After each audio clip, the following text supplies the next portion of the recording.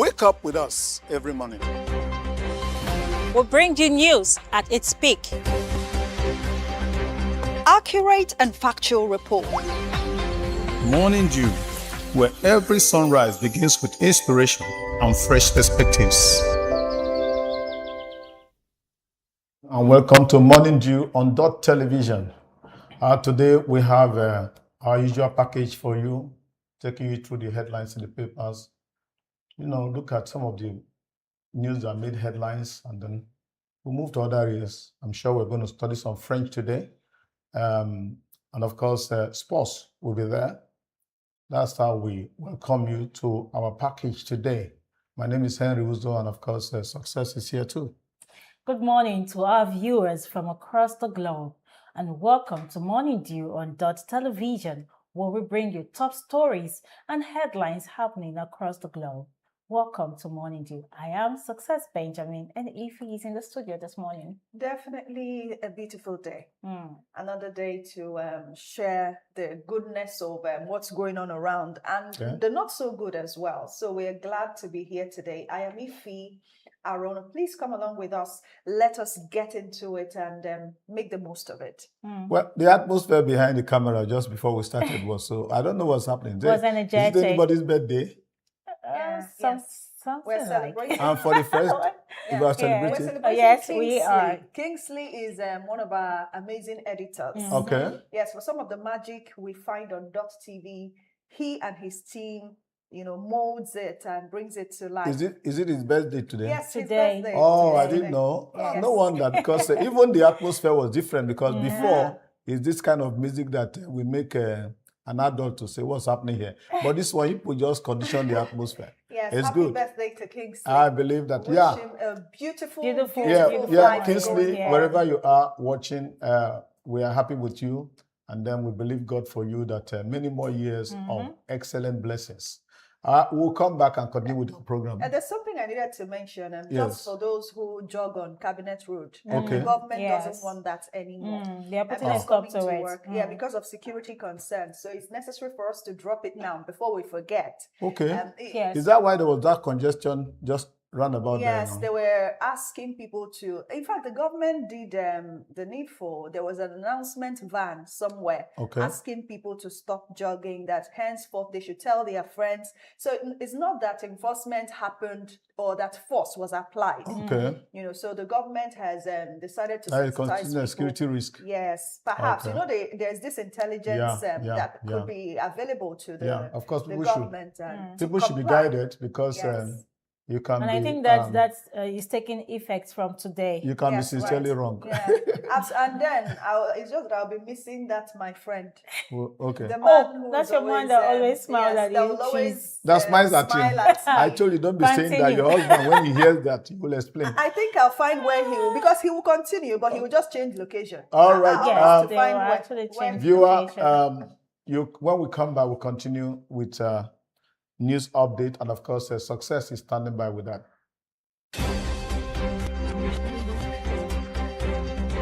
Wake up with us every morning. We'll bring you news at its peak. Accurate and factual report.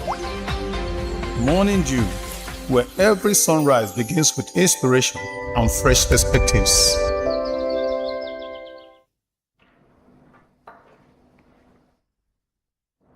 Good morning and welcome to News Update on Morning Dew. A federal high court in Abuja has struck out a suit filed by Senator Ned Nwoko challenging the emergency of former state Governor Senator Ifeanyi Okowa as an APC candidate for the Delta North senatorial election.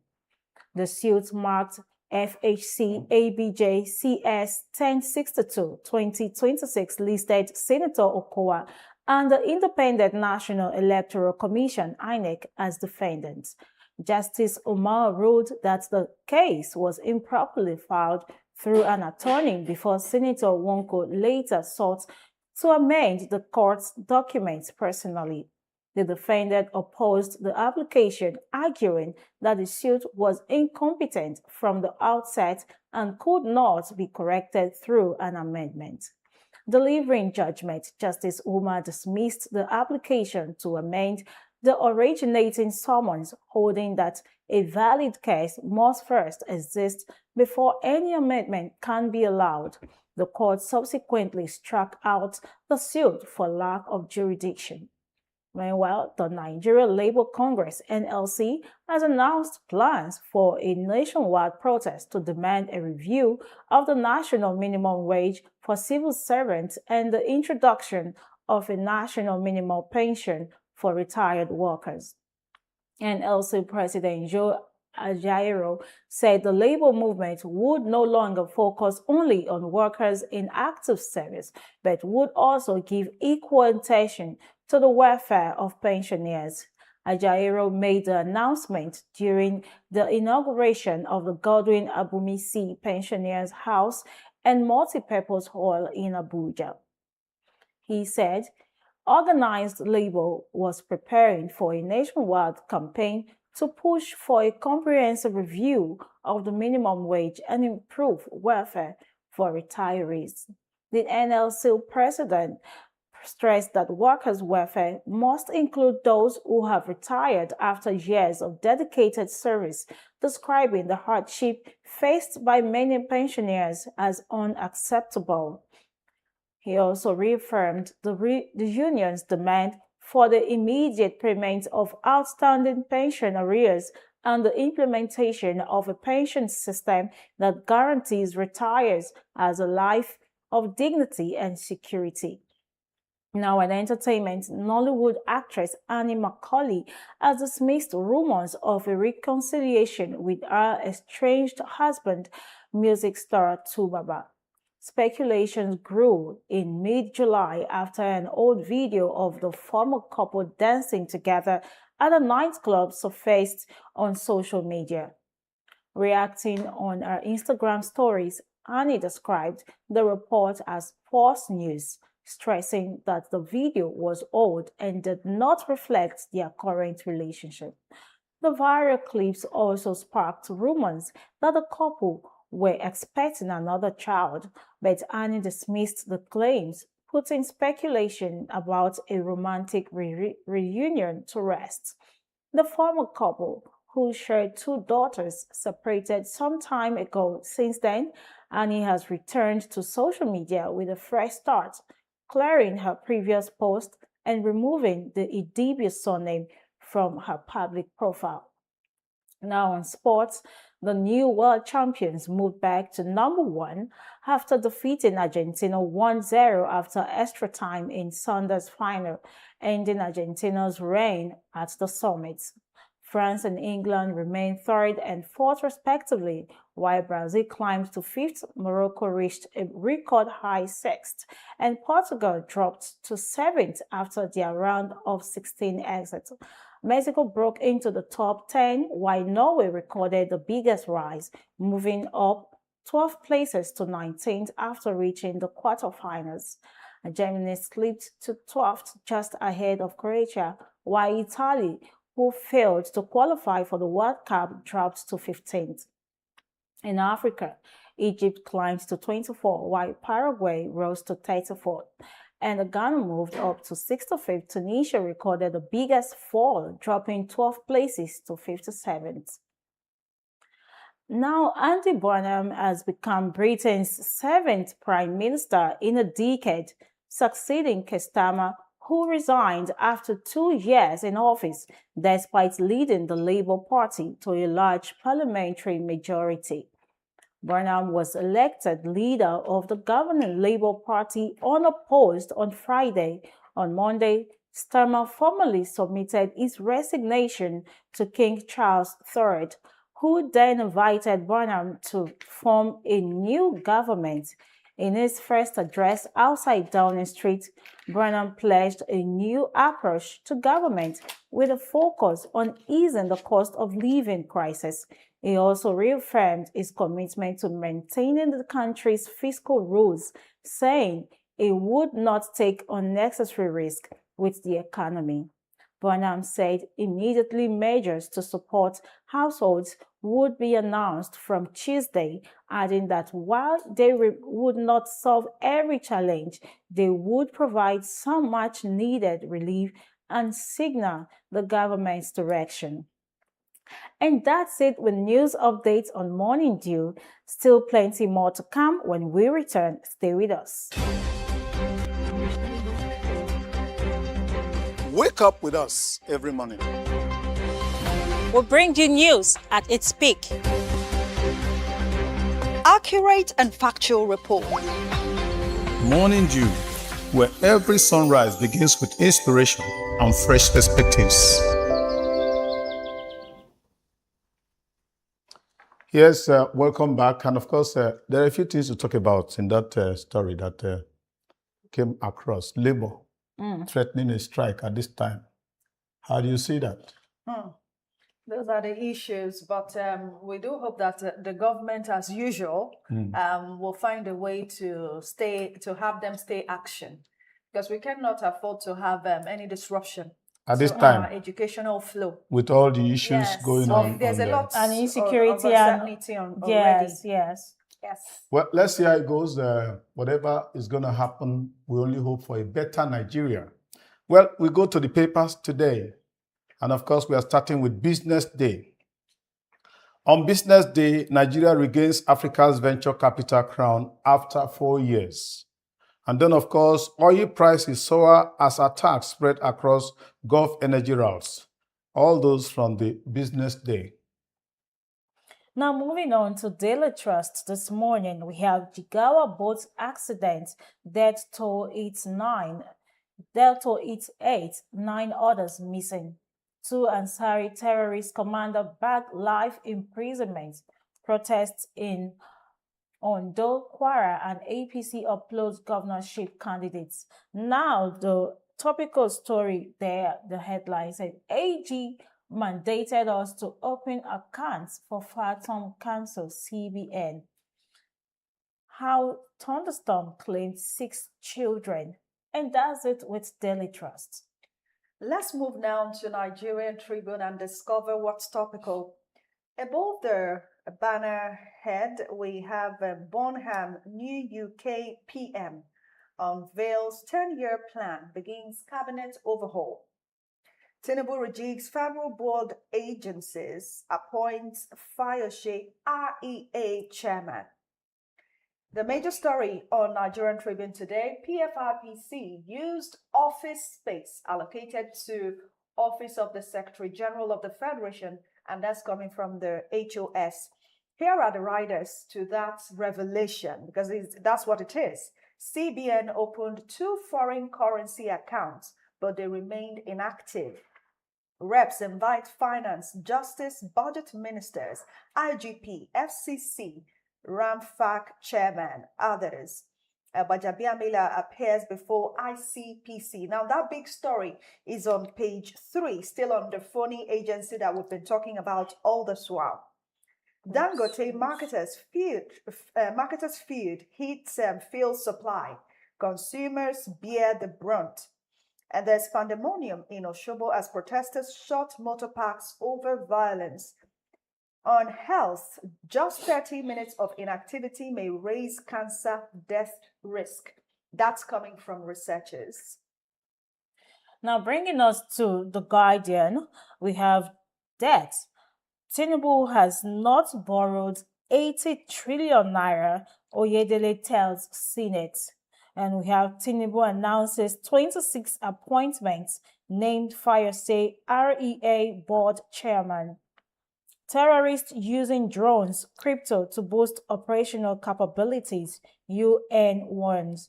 Now, the topical story there is ICPC squeezes Bajabiamela as House summons key agencies over lapses. Now, below the masthead, we have Group sues Umahi, IGP orders over Abila's death. Kwankwaso confirms single-term pact with Obi, queries APC Muslim ticket. ADC demand full disclosure of 7.30 trillion naira energy security expenditure. reps to harmonize Tinubu's state police bill with Senate amendments. And that's it with Guardian. All right, on The Nation, we have fake agency opened account with CBN, use Office of the State Secretary to Government of the Federation Annex. Federal government not owing 80 trillion naira, says Oyedele. And of course, how Abacha died by Amakri. We're still talking about Abacha after many years. That's all we can take on The Nation. Bringing us to Punch this morning, we have the Minister of Finance, Oyedele, saying inflation above 30% in 19 states, FCT despite national easing. How CBN opened domiciliary accounts for phantom agency. Now, below the masthead, we have reps uncovered new twist in probe. ICPC agrees Bajabiamela. More government agencies dragged into investigation as CBN civil service testimonies deepen controversy. Low chamber summons SGF, IGP, AGF, Accountant General, Budget Office, DG, Ramak, orders to Thursday plenary. And that's it for the Punch. Over now to Daily Sun, and beside the masthead we have Shetima to South Africa. Nigerian students funded your freedom. That's on page 9. NLC pushes for new minimum wage. Union President Ajero says new wage for workers unavoidable. The major story this morning is terrorism. Nigerians cheer as Ansari commanders bag life jail. The rider is herders, farmers trade blames over fresh clash in Plateau. And to the base or the bottom of the front page of the Daily Sun, article ambassadors federal government have a concealment of 12.8 trillion naira under service-wide vote in 2026 budgets, says Nigeria can't borrow its way to prosperity. Court grants Miyetti Allah leader Bodejo 2 billion naira bail. Ex-Warri refinery MD Yesawu 500 million naira. These are the major stories on Daily Sun. Now, moving now to the Vanguard, we have the Max Ed there. The topical story say how PFIPC got into 2026 budget by Adeyemi.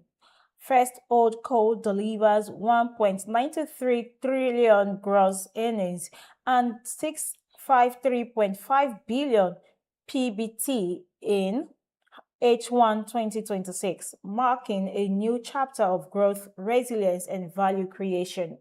Nigeria's debt figures exaggerated, and that's all we'll take for the Vanguard. All right, we have Empire newspaper, and of course on it we have a police detains 4 officers for alleged extortion of ICPC chairman. Then UK and the Bonham in Starmer out. Labour leader appointed Prime Minister by King Charles after Starmer resigns. Those are the headlines we have for today. When we come back, we shall be looking at the issues that stand out in the headlines. Stay with us. Wake up with us every morning. We'll bring you news at its peak. Accurate and factual report. Morning Dew, where every sunrise begins with inspiration and fresh perspectives.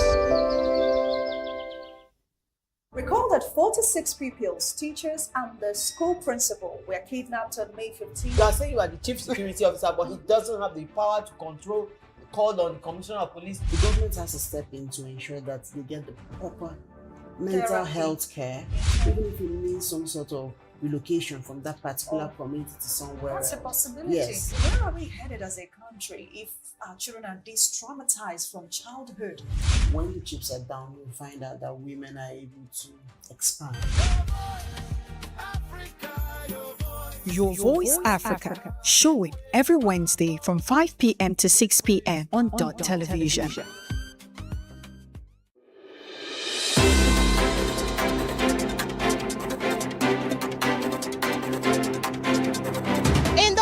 of Asaba, where the street tells the stories every single day. From the corridors of powers to the decisions shaping governance and politics in Delta and Nigeria.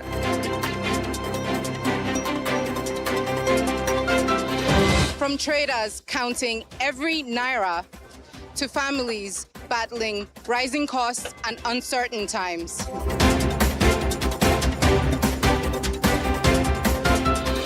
From football pitches to sporting successes to the major developments making the headlines all over the world. And from the untold human stories, the struggles, victories, resilience, and hope of the everyday Nigerians. This is the news beyond the headlines. Dott TV News are your trusted window to stories that truly matter to the people. Here, we don't just report events, we tell the human stories behind them.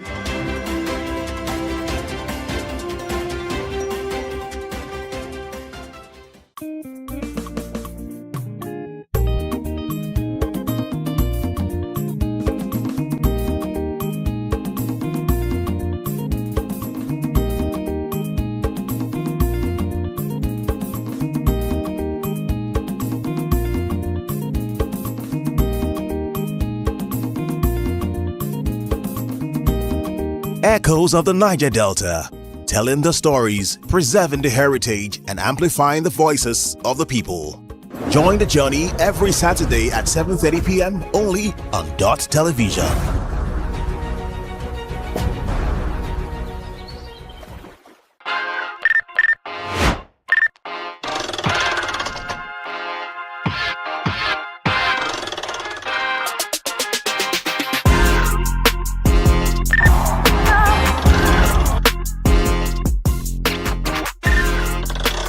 Entertainment.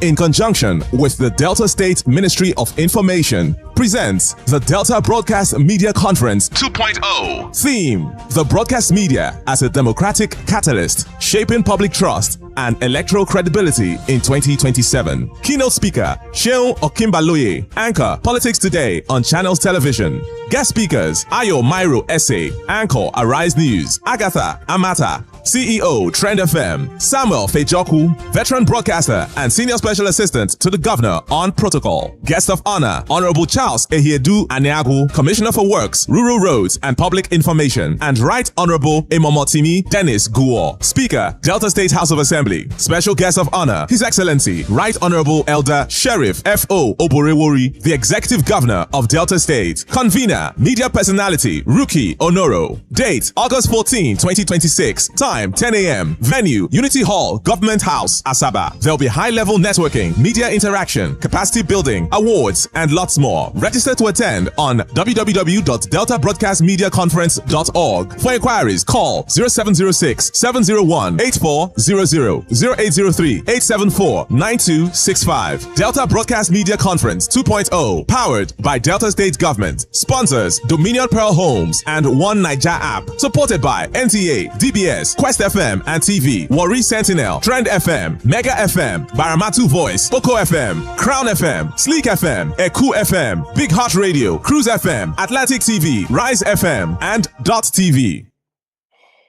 Yes, welcome back. Of course, we have quite a flurry of headlines in the papers. We are going to attempt to look at some of them as they affect us as Nigerians and, of course, as the people who bear the brunt of whatever is happening at leadership level.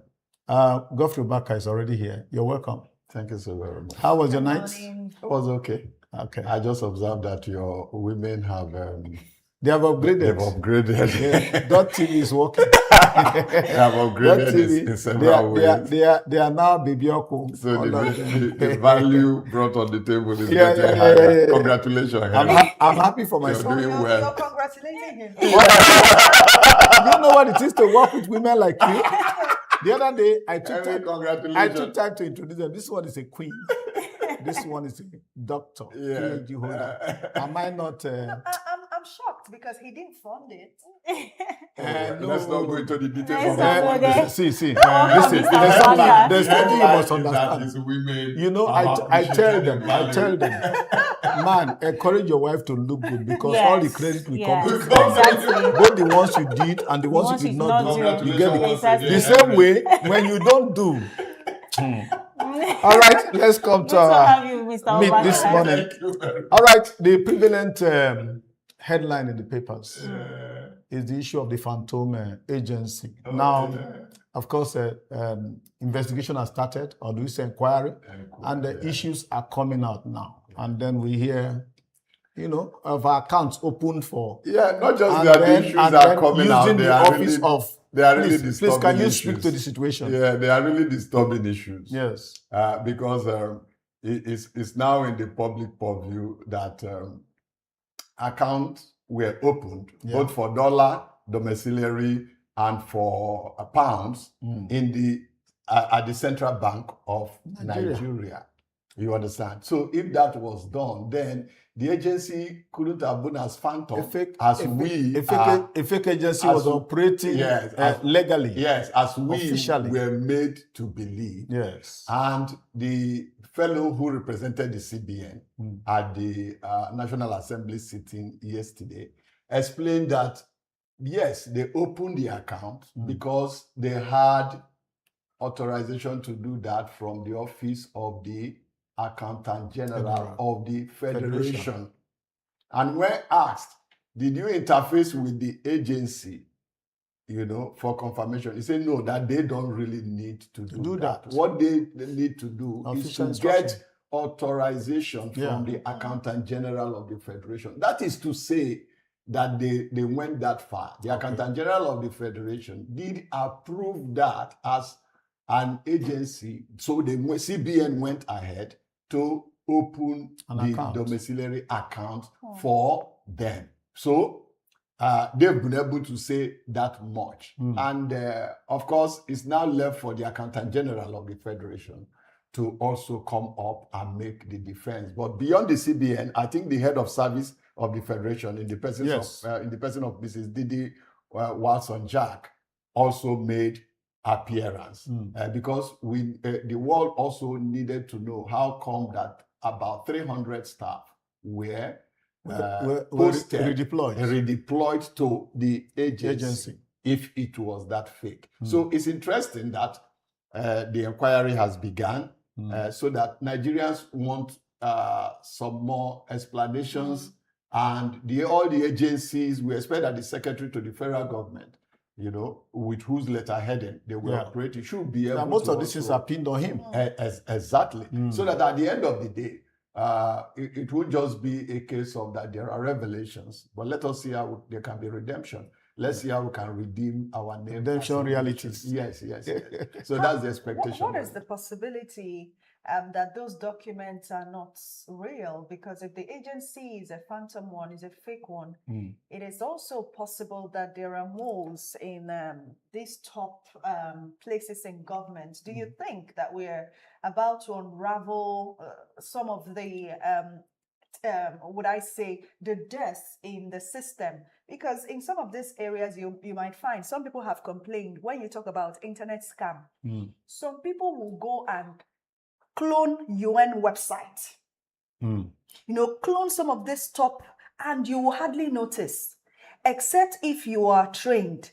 That's when you can tell the difference. So you can receive a letter and it is telling you that it is from perhaps the governor's office. You would believe and start perhaps transacting with the people. But when push comes to shove and you now have to come out to do other things that are more physical and realistic, you might discover that when you tender those documents, they'll tell you, these are fake. These are not. Is that a possibility? Well, in as much as that is a possibility, what is playing out now doesn't indicate much of that. But that the letter-headed papers were genuine. And that is why the world is interested in knowing how accountable is our system, how porous is the system. Excuse me. Could it have been a case of collusion? How responsible are authorities? Exactly. Could it have been a case of collusion? I've been issued. There's been this issue of bribing to get the appointment in the first place. Exactly. So you do not pay 400 million. Yes. With a balance of 200 million to be given a letter that is fake from the presidency. Yeah. And if it was that fake, how come that 1.3 billion had to be there in the 2026 appropriation bill? You understand? And for which the Senate passed. Because what ADM is saying is that what actually brought about is fakeness. Is that the take-off grant, how they will share it. Do you understand? So it's about trying to see how dependable our systems are. Yeah. Because the nerve center of what constitutes Nigeria's expenditure pattern, the presidency, the Central Bank of Nigeria, the Accountant General of the Federation, the National Assembly, they are all involved. Yeah. So we need to know how accountable, how responsible, how transparent these are. Or are there weaknesses in the structure that could make an individual to override all this system and, as it were, make a mess of the entire structure? If that is the case, then something is wrong somewhere that needs to be taken one thing we need care to know. of. We need to know. Now, at the initial, the National Assembly says the matter has not been brought before them, so they cannot investigate. And then ICPC was given 30 days. Who is investigating now? The public needs to know. Is it ICPC or the National Assembly? ICPC is investigating the National Assembly. Don't forget that we are running a bicameral legislation. Okay. So the House of Rep has taken it upon itself. Okay. I do not know to the extent of how much. And those are the Senate actual is representatives of the people. eventually involved. And Bajabiamela appeared Okay. in a probe yesterday. Yeah. Okay. And one of the papers said he was drilled. But after which he stepped down and went to his office. So No, it people was expect there was no detail of the drilling. People expect that if you're being drilled in such a serious matter of urgent national importance, then you should step down from your office for instance, for a while. Okay. You know, to give the agencies that are doing the drilling, as it were, the confidence to go about their job and do it independently and transparently. Okay. But if you tell me somebody came in a convoy, he was drilled, and eventually he drove back to his the office. chief of Still staff had to enough a stamina. president that we know that by his age, Yeah.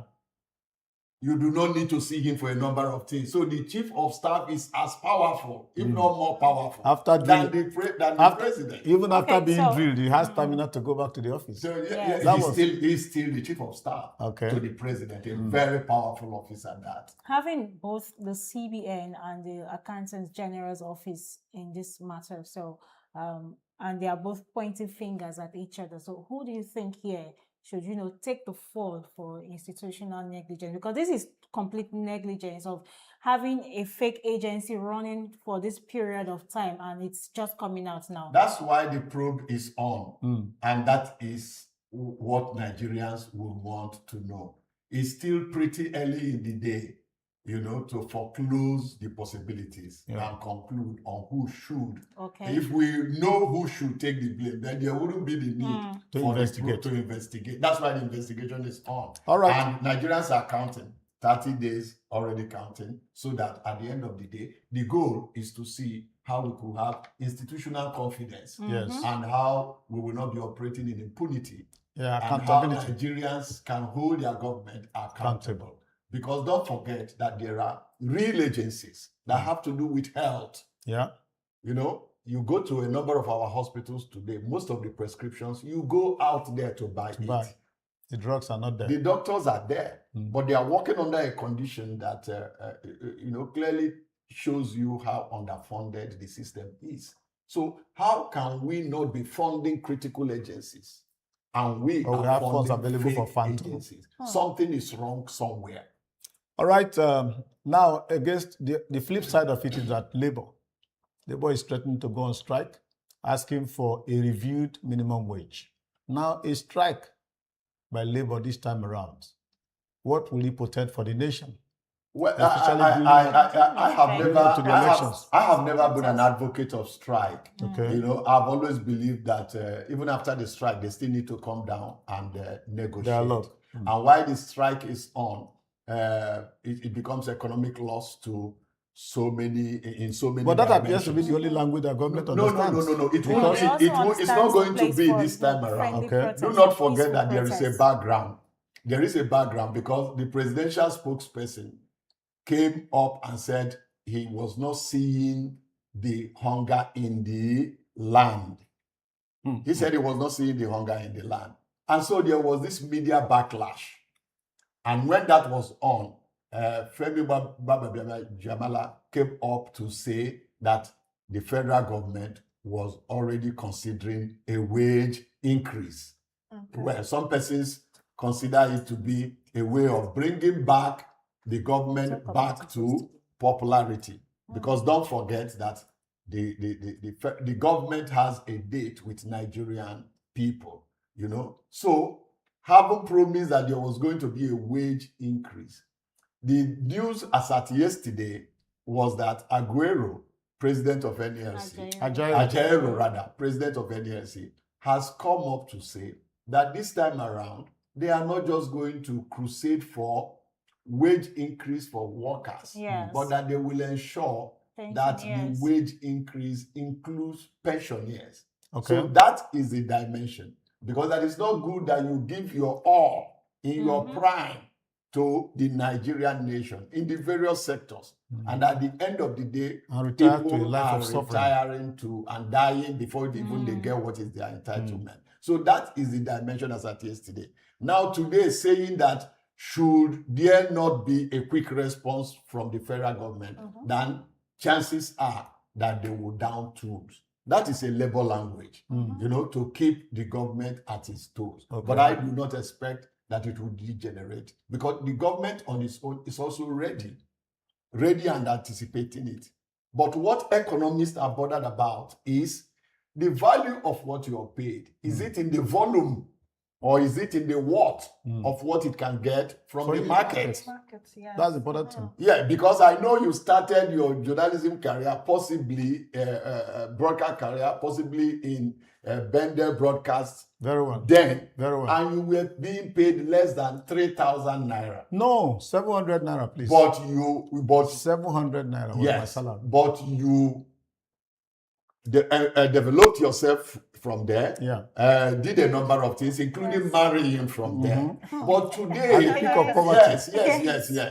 But today, you were not poor, relatively speaking. No. Because what that money could buy now, then, you can't buy. If you are paid 700,000 now, you won't be able to get exactly that value. Very true. That is the truth. So the point is that money is not in the volume, but is in what it can buy. The actual value. The value, the market value. A time was that if you pick up a few naira here and you cross over to Accra, by the time you change this to CD, you have a problem of how are you going to carry it. Even safer. And that was what led to Ghanaians coming in here because the exchange rate was very high. To the favor of Naira. So a professor could decide to come to Nigeria and teach in any of the secondary schools because at the end of the day, it's not about being a professor and dying of hunger. It's about... So now, beyond NLC crusading that they should pay them more money, I think we should be a lot more critical about how do we restore value for the Naira. Talking about restoring value for the Naira, the other day we were talking about the forthcoming UN General Assembly in September. That's only 2 months away. Yeah. And we're trying to preempt what the president would say to the world when he sits close to the president of the United States of America. Now, we're looking at reforms because we're told that reforms will form the major the bulk of what he would be telling the world about how his reforms have impacted the lives of Nigerians. Now, we also know that in security, everyone is asking what can be different. Those soldiers are asking for salary increase. Workers, in fact, workers generally, civil servants. salary increase. So what nature of reform are we looking at? In fact, the other day, who was it that even mentioned to us? It was Dr. Ambrose that told us that renewed hope is not a strategy, it's not an economic blueprint. Yes, that is just a campaign slogan. Like it's a slogan. It's a need. It's a political at the federal level. Exactly. And a seed at the state level. Yes, so at this point, we're faced with an election coming in just a few months. What kind of reformation or reform or policy or strategy are Nigerians expecting so that everybody will feel carried along? The answer to your question, Dr. Ife, lies in one of the major stories today in the papers credited to Atiku, who used to be vice president and who is going for the #1 position now. In all fairness to him, he came up with a critique of the economic policy, that you cannot reform through borrowing and through importation. You reform by making the economy to work, and you reform with a disciplined federal fiscal policy. You do not reform by importation. You do not reform by borrowing. You do not reform by, we are still importing fuel largely. We are still importing, our economy is still import dependence. And so he robustly made a critique of the economic reforms and came up with a recommendation that we should get our economy back to work. If we do, we should be able to create that's the question if he's asking. Yes. What reforms are you going to do to get this economy back to work? Yes. Because economy back to work means affecting the purchasing capacity of every Nigerian. The Naira will be strengthened. Get the manufacturing back to... A time was that we were producing tires here. Dunlop and all that. Michelin. You understand, Michelin, But what happened? As a result of insecurity, a number of them left. As a result of double taxation, a number of them left. So we must create the enabling environment that will still be manufacturer friendly. We should bring back our infrastructure back to... Take a trip to some places like Nnewi. Which are the you basics see of people any who are economy. struggling with manufacturing one thing or the other. But an economy that is dependent, propelled by generator, will increase cost. Does not generate anything. It will increase cost and it will not compete. How come our textile industries had to go into extinction? Because they could not compete with... There are industries in China and some other places who are producing and looking for Nigerian market. You have a warehouse, we can trust that when you sell, you can remit money to us, we bring into you. Because their economy of scale, they are producing, And at the end of the day, if you check it, the cost of producing for production for an item is far less. Yeah. But here, our cost of production is high. Very high. By the time you factor in the issue of insecurity, and how you need to secure even your workplace, and how you need to generate your own power and all that. So at the end of that, you find out that your cost of... You can't compete with the international producers. All right, that's the basic. Providing the basic needs, energy for production, and of course, water. These are the basic things they will need to be able to continue life normally. These things need to be there. That's what Obaka has given away. We'll come back after this short break. Wake up with us every morning. We'll bring you news at its peak. Accurate and factual report. Morning Dew, where every sunrise begins with inspiration and fresh perspectives. Yes, moving away from the grim economic situation in the country, we go to another area of challenge, which is security, or do I say insecurity? Now, there are some Ansaru commanders that were jailed, and there's jubilation. People are jubilating that they are jailed. At least something has been done Yeah, the papers call them Ansaru terrorists. Terrorists. So they are an arm of Al-Qaeda. They are linked to Al-Qaeda. So many of them. They are linked to Al-Qaeda. And I think their commander, he bears two names, Abubakar Abba and Abu Bara. Given a life jail.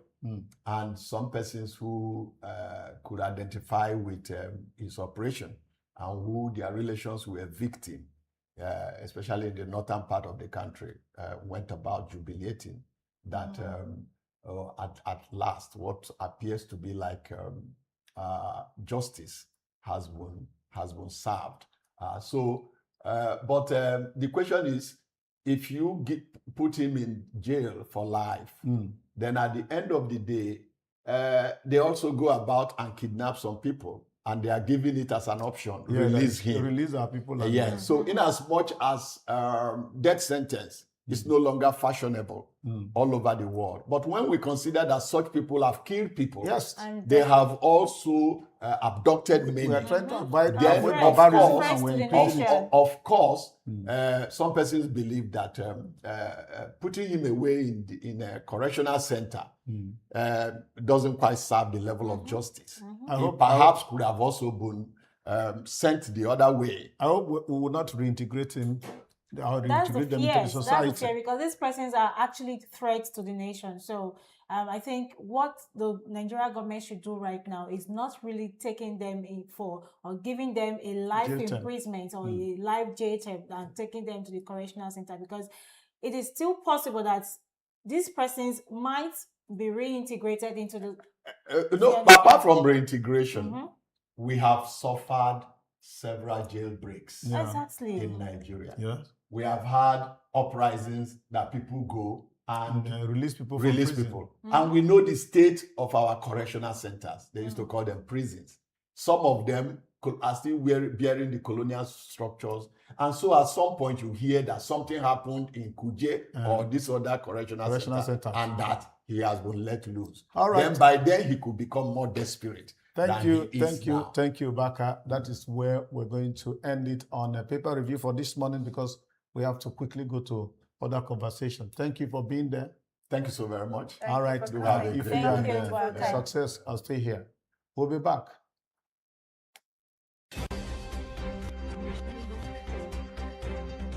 Wake up with us every morning. We'll bring you news at its peak. Accurate and factual report. Morning Dew, where every sunrise begins with inspiration and fresh perspectives. 2 p.m. to 3 p.m. Saturdays at 10 p.m. to 11 p.m. only on Dott TV.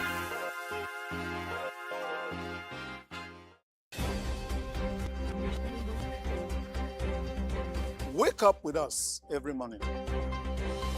We'll bring you news at its peak. Accurate and factual report. Morning Dew, where every sunrise begins with inspiration and fresh perspectives.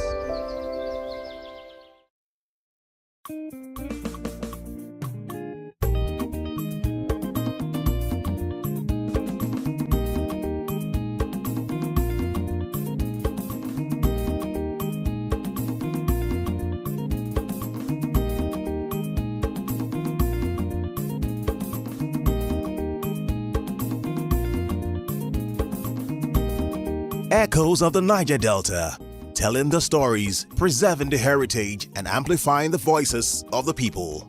Join the journey every Saturday at 7:30 p.m. only on Dott Television.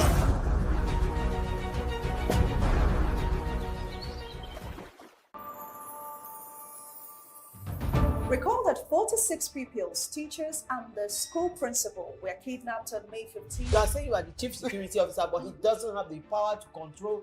Called on the commissioner of police. The government has to step in to ensure that they get the proper mental health care, even if it means some sort of relocation from that particular community to somewhere That's else. a possibility. Yes. Where are we headed as a country if our children are traumatized from childhood? When the chips are down, you'll find out that women are able to expand. Your Voice Africa, showing every Wednesday from 5 p.m. to 6 p.m. on Dott Television.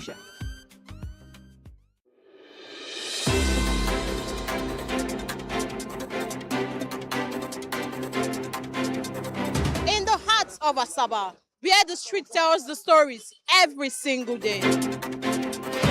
From the corridors of powers to the decisions shaping governance and politics in Delta and Nigeria.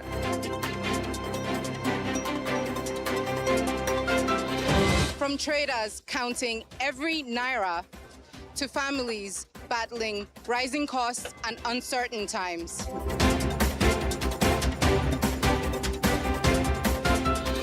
From football pitches to sporting successes to the major developments making the headlines all over the world. And from the untold human stories, the struggles, victories, resilience, and hope of the everyday Nigerians. This is the news beyond the headlines. Dott TV News are your trusted window to stories that truly matter to the people. Here, we don't just report events, we tell the human stories behind them.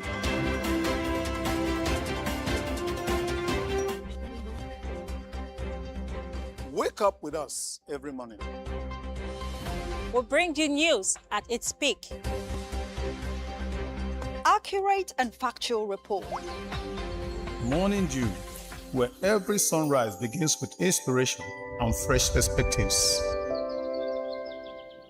Yes, welcome back. About a week now, we started the conversation on the issue of town planning and the need to stick to master plan.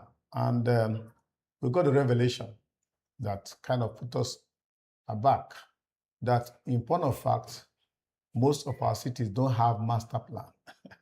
That's where we're going to continue today because we have a chartered town planner in our studio, TPL Ambassador Richard Refo. You're welcome. Good morning, sir. Welcome, Ambassador. Good morning, ma'am. Good morning, Mr. Ambassador. Refo. Let's start from Ambassador. When you hear Ambassador, the first thing is an appointment from government to represent our country in another nation. Who are you representing? So in this regard, this is an appointment from the supernatural government of the Word of God. Okay. Now. Over the years, I've been an advocate of Christ, Okay. promoting moralistic ethics and, values, for sustainable development. That's a good one. So that is it's a divine call. Okay, now Divine ambassador. It's a call. Your own is not an appointment. It's an appointment from the supernatural government. All right, thank you. Now let's start this way. You told us last time that even Asaba does not have a master plan. Yeah. Are you saying that, as we hear in most places, that cities have master plans, you must follow the master plan? Are you saying that is it only in Nigeria that we don't have master plan, or is everywhere, like a place like Paris, never had a master plan? In developed clients, developed clients, they have master plans. That's why they are developed. Okay. Why we are being regarded as developing is like we are just coming behind. And then I always spoke of lack of a strong political will to implement, certain substance and ethics or concept of town planning, principles, method of town planning into functional urban governance. So when we're not seeing those functional systems and structures in place, just like the developed clients, we cannot be said to be developing. So, but in Africa, most African countries, cities and towns, we play politics. We don't implement principles, And then we've got diversity of policies from local, state, subnational, national. We've got housing policy, agricultural policy, population policies. But in this part of the world, I personally observe, and and I'm sure you agree with me, that we don't implement policies. Laws don't readily and practically be worked in this part of the world. That's why we are like this.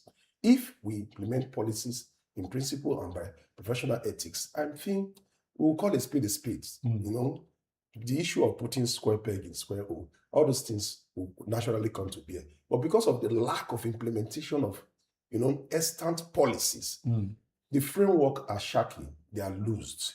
Hence, we have to provide a amount of enlightenment and education to the people, especially the government. I'm in government, but we've been, advancing so many sound, memos to remind the excellency of the need to do this and do that. Like now, by the special grace of God, that we end by recommending to the Delta State government on the need for new town developments. Okay. We need new cable. We need new OVA. That's urban renewal. Yes, no, we'll come to that. We'll get there. I would recommend But that. let's stay on this for a while. As a town planner, trained and chartered, if we are to have master plan, what are the things we have in mind? What are the things we consider before we say we are conceiving a master plan? There are three vital components that we'll consider. Okay. Number one, the policy thrust of the Delta State government. The vital component of the Delta State government is the more agenda. Number two is the socio-economic aspiration of the people, the need of the people. What do they need? Which goes across educational, environmental, cultural, social, resident, wherever aspirations. So if those concerns are addressed in a town hall meeting or by reason of statutory engagement, they come to us, then you now feel that from diversity of land uses or interests, everything, objectives will be met, goals will be accomplished, and everybody will be happy. A master plan is designed to bring about prosperity. Vis-a-vis the more agenda. We're talking in terms of town planning. Town planning. That is, let's keep it simple because you are bringing many things into it. When we talk about master plan of an urban center, a town, for instance, we're saying, there are areas that should have commercial buildings. There are areas that should have religious houses. There are areas that should have residential. Yes, those are things I'm talking about. I'm talking in terms of structures now, not economic and but in the first place, those structures also guide your aspiration, their objectives. Okay. So the master plan is there to guide development along physical planning. So this development, even are nowhere guided, it results to a disjointed and a rusty environment and communities or towns and cities. So when the master plan is there, many people mistake master plan for layout plan. Community before they sell land, they will just lay it out in terms of subdivision and all that. Yeah. This belongs to Umagu, this belongs to Umuda Sefo, this belongs to Umuda Sefe. Are you hearing me? So they begin to cut and sell without consulting the relevant professionals. And sometimes you sell and you don't have road to access your land. That's why I say, so in the master plan also incorporates circulation, accessibility. Okay. It gives credence to, advancement of that local or state economy. It also gives credence to wealth generation. It also gives credence to effective transportation network and communication, ICT, provisions for all those infrastructure, even urban renewal as it is. It also gives credence to women development parameters, indices and all that. It also gives credence to the master plan himself, climate change indices and all that. You're like, that is what planning. You say master plan. So it's a critical component and element of planning. So planning, in my wisdom, based on expertise and experience, addresses a lot of things. Planning by experience and expertise should address where you see it's congested. You see most cities and towns experience congestion, overpopulation. We call it centripetal effects, with centrifugal forces. The people coming from the rural areas putting so much pressure on few existing infrastructure, is bringing about high crime rate, lack of job opportunities. That's where you see planning. It manifests itself in terms of, coordination of an unregulated city. Like we have so many real estate, for example, they're not regulated. So we just see a lot of sharp practices and all that. Yeah, I feel what we can move slowly. Yes, because a lot of things, like he said, we're pulling a lot of things together. Okay. Because now we are talking about decongestion of our cities and how that can help us address insecurity. Good. Yes, I love that. It's very important for us to be simple and so that everybody will follow us. Okay. We travel around the world. Our leaders have homes in developed climes. In places. And these are places that are well planned. You told us about York and New York, how that metamorphosis happened. Good. Why is it that we come home and we can't even be disciplined enough to plan our cities for them to look like those places? You talked about the lack of political will. Good. What is making us lack political will to do the right thing so that we can have abroad at home? Good. In a simple compound words, let's shift a little bit from environmental science. Let's go to Christian science, biblical psychology. I attribute it to collapse of morals. The collapse of values, the collapse of morals, the collapse institutional morals and values. So, and then secondly, the inability of professional bodies and expertise to translate the ethics of their profession into urban governance. You just see people going to school for schooling's sake, first class, to earn money. To earn money. So the mentality is to come to the government and government give you. It's not to give back your ideology, that innovative solutions that will drive society, that will drive growth, that will drive development, that will drive planning along desire. So the mentality of coming into service is wrong. It's to get and not to give. Are you hearing me? If the mentality, if there's a sound value orientation and all that, then the mentality can be reparcellated. Then people can now be in government to say, okay, I want to serve, just like the Bible says, but it's better to give than to receive. But now the ideology, and that's why we are experiencing this rot, this moral bankruptcy all over the place is becoming unacceptable. And in my wisdom, I don't think our children should reach this kind of mentality, except there's the change of orientation and value chain. The benchmark for excellence cannot be founded.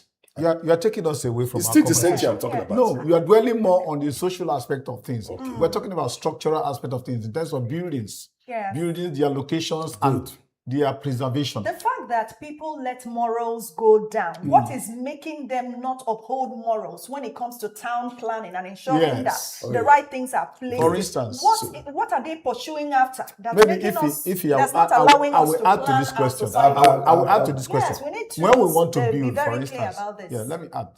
When we want to build, we'll come to you with our building plans. Good. In fact, most of the time, you people draw for us. Some staff Some in your of your office, persons, yes. Yes, they draw for us, and then we get approval. Good. Then we go and build what you have approved for us. Good. But over time, we see that we, like you said, moral bankruptcy, the penchant not to obey rules and follow regulation. We go and build extra to what has been approved without recourse to you. Okay. And then you come and mark X. Okay. And I told you that the ordinary man sees marking of X as this is wrong approach. Bring it down. Why is it that you people are not able to enforce what you have approved? That's the question. Okay. Some people build their houses, they go beyond the land and come to the roads. There's a measurement of the length or the width of the road. Some people will build their last wall on the road and then still create flower bed on the road. You mark X and then after the X, before even talking about enforcement, let him tell us why people do that. Why would somebody know that? Is it that they don't have their awareness? Is it that they don't have their Because awareness? we need to understand what this moral bankruptcy is all about. Okay, over to you, Ambassador. Ambassador. Let me add to that. Let me add to the question. No, let's answer this one first. Is it that they don't have the awareness that when you are building, you have to give some depths away from the road line? They have their way because your location and your block plan, all the indicators are there. Yes. The measurement, the standards, the limits, the setbacks from the road, from your beacons, everything is there. So it's not ignorance. But the woman factor. It's not ignorance. It's not ignorance. It's a deliberate act on behalf of the developers. Just like, we talk about, just as I say, planning have a way of addressing population density, for example. You may just marry your wife now. At least, if you are married 30 years ago, I'm sure your members of your household will be decent. Members of I just see that of intuitive perception. Members of your household will not be decent as we are.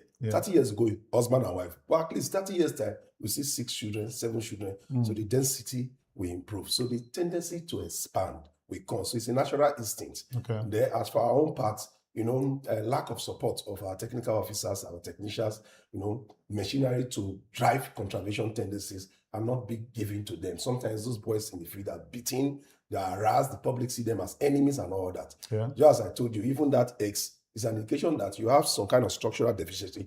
Come and be educated by the town planner. Okay. So you'll be guided, you give you a grant. But when internal growth comes, you'll be forced to expand. You won't know. Mommy, let's do this. Mommy, let's do that. I need a penthouse. The town planners will come and make, there's a defect here because we have a data about that, a record of all those things. So that is it. Let me answer your question. No. Don't go away first. Why are you not enforcing that? If somebody does what is wrong, why is it that you don't enforce to the extent that illegal structure is removed? Lack of support, as I told you. Even the town planning technician, the civil servant, they've got families, they've got brothers, they've got mothers, they're afraid of their life. Okay. Necessarily, you can see the average commissioner of police be escorted by police escort and all that. They don't have the necessary machinery, tools, equipment to drive contravention. Are you hearing me? Tendencies. And besides, as I said, that lack of moral will to implement the law. If somebody is persecuted, for example, you are doing an illegal development, I bring him down and I send you to prison for 2 years to serve as a deterrent. Yeah, that force is not there. Definitely. Government support is needed in terms of the mobility, vehicle, police, security especially. And then, of course, backup too. Yes, backup. So most of them, they struggle in 23 years ago when I was a younger officer.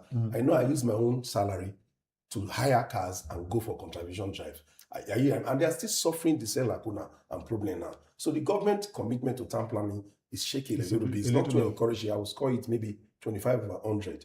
That's for the point you are trying to make. Yes. Without crying aloud, just as you recognize my inspirational sagacity in terms of, godly.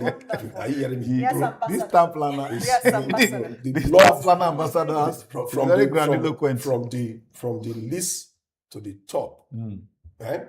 And speaking in the defense of the distinct profession of urban planning, from the least to the top, the love for money, understand, has blinded, the pre-degree for excellence. Have blinded the needs or the desire to transform or even copy concepts and models abroad.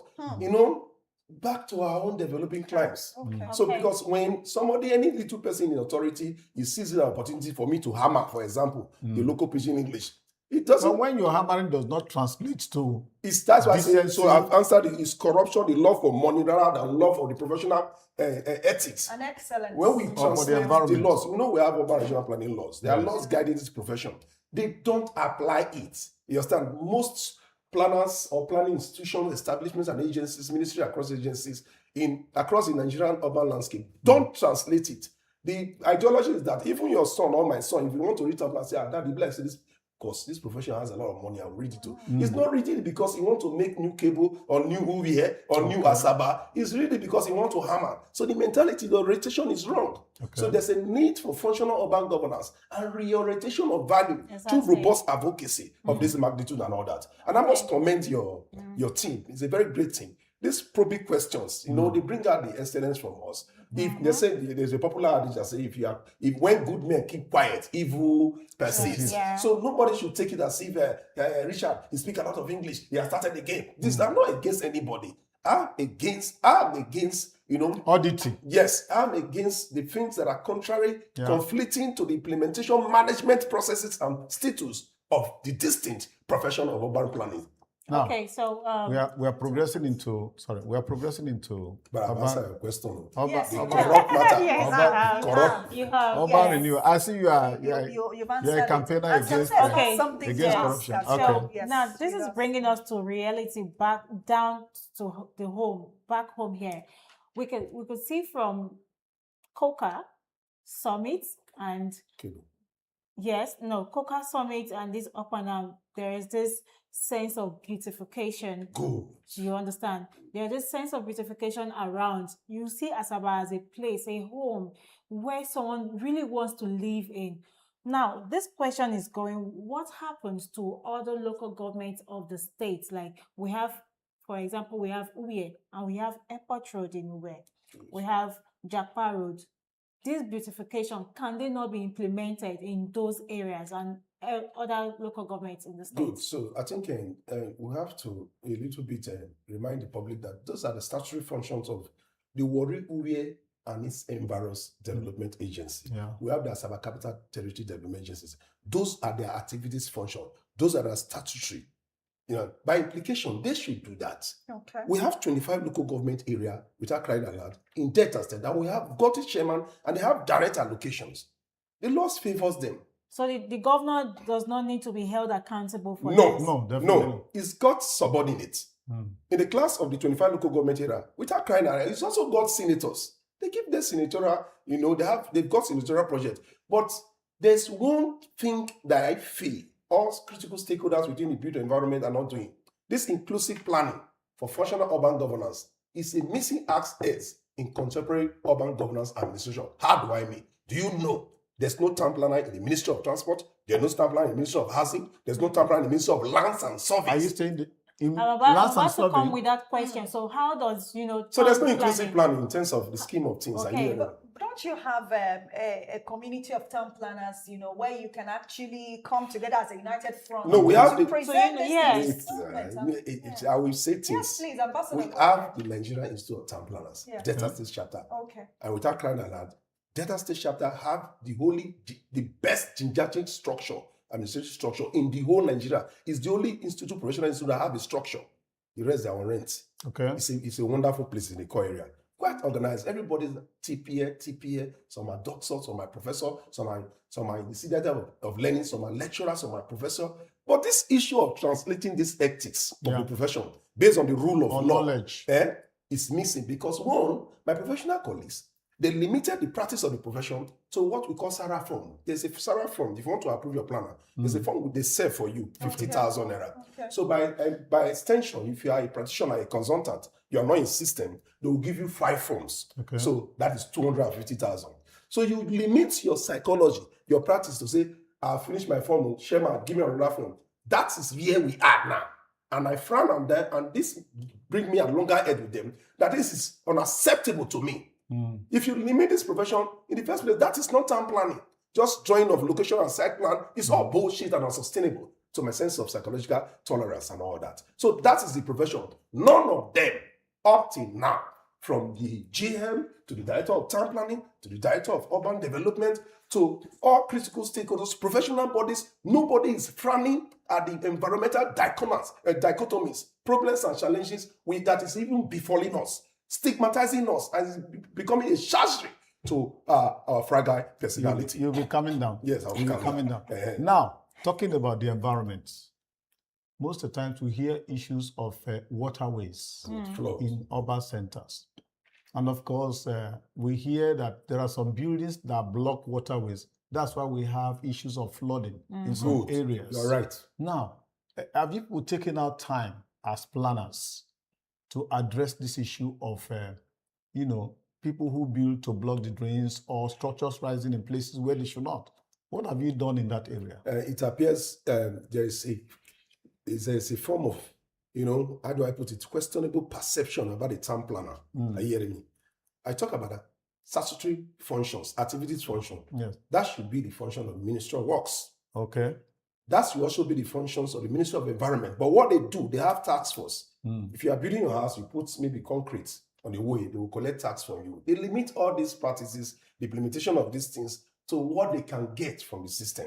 Okay. The town planning functions are quite spattered, very neat and clear. They are all in tandem and in consonance and in agreement. You mean the issue of checking building on waterways is not that of the town plan? No, because one, before we approve plan for you, the block plan indicates the setback from the drainage and all that. Okay. So if it is not in agreement with the town planning standard, no APO, area planning officer, will append the signature on it. So having approved for you, based on selfishness, greed, and lack of contentment, the developers move forward a little bit. They want to build boys' quarter at the back. Now, today, I'm sure you agree with me now, the average building that collapsed is the town planner. The average bungalow that collapsed is the town planner. But I'm sure you agree with me now. No. Buildings do not collapse. Don't do that. We've experienced that in any little building collapse. The first person the executive call is the town planner. Who approved that plan? The question is, does building collapse on paper? No. The structural engineer, there's somebody that designed the structural plan. There's also the civil engineer. Yes, they should be health correct. That's why when we are approving plans that we ask for certification, you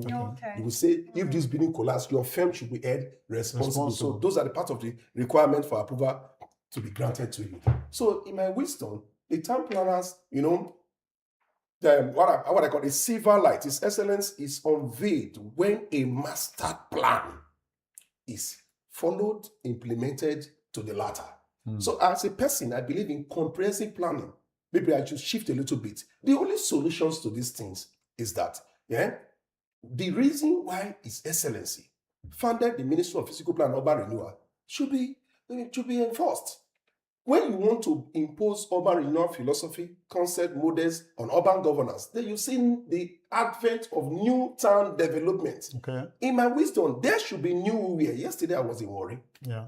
I was almost even vomiting, seeing Uwe as a town. Yes. It's an eyesore, It's an no eyesore. organized market, no well-paved road. All right, we're going to come back to this issue of urban renewal.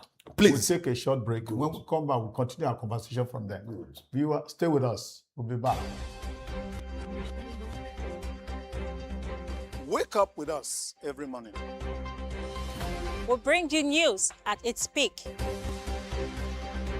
Accurate and factual report. Morning Dew, where every sunrise begins with inspiration and fresh perspectives. The Delta Broadcast Media Organization, in conjunction with the Delta State Ministry of Information, presents the Delta Broadcast Media Conference 2.0. Theme: the broadcast media as a democratic catalyst, shaping public trust and electoral credibility in 2027. Keynote speaker, Sheon Okimbaloye. Anchor, Politics Today on Channels Television. Guest speakers, Ayo Mairo Essay. Anchor, Arise News. Agatha Amata, CEO, Trend FM. Samuel Fejoku, veteran broadcaster and senior special assistant to the governor on protocol. Guest of honor, Honorable Charles Ehiedu Aneagu, Commissioner for Works, Rural Roads and Public Information. And Right Honorable Imomotimi Dennis Guo. Speaker, Delta State House of Assembly.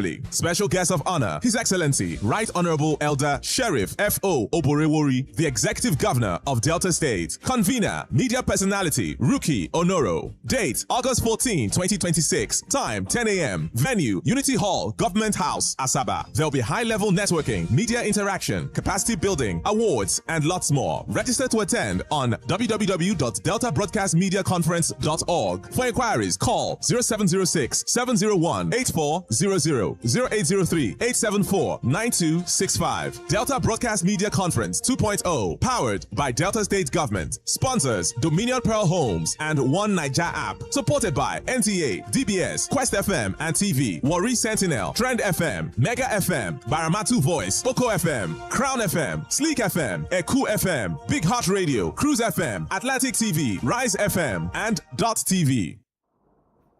Yes, welcome back, viewer. Thank you for staying with us. We've been on a conversation that is so important to all of us. The need for our cities and urban centers to be well laid out and planned. We're talking with a chartered town planner, TPL Ambassador Richard Refo. Yes, you've always veered into this area of urban renewal.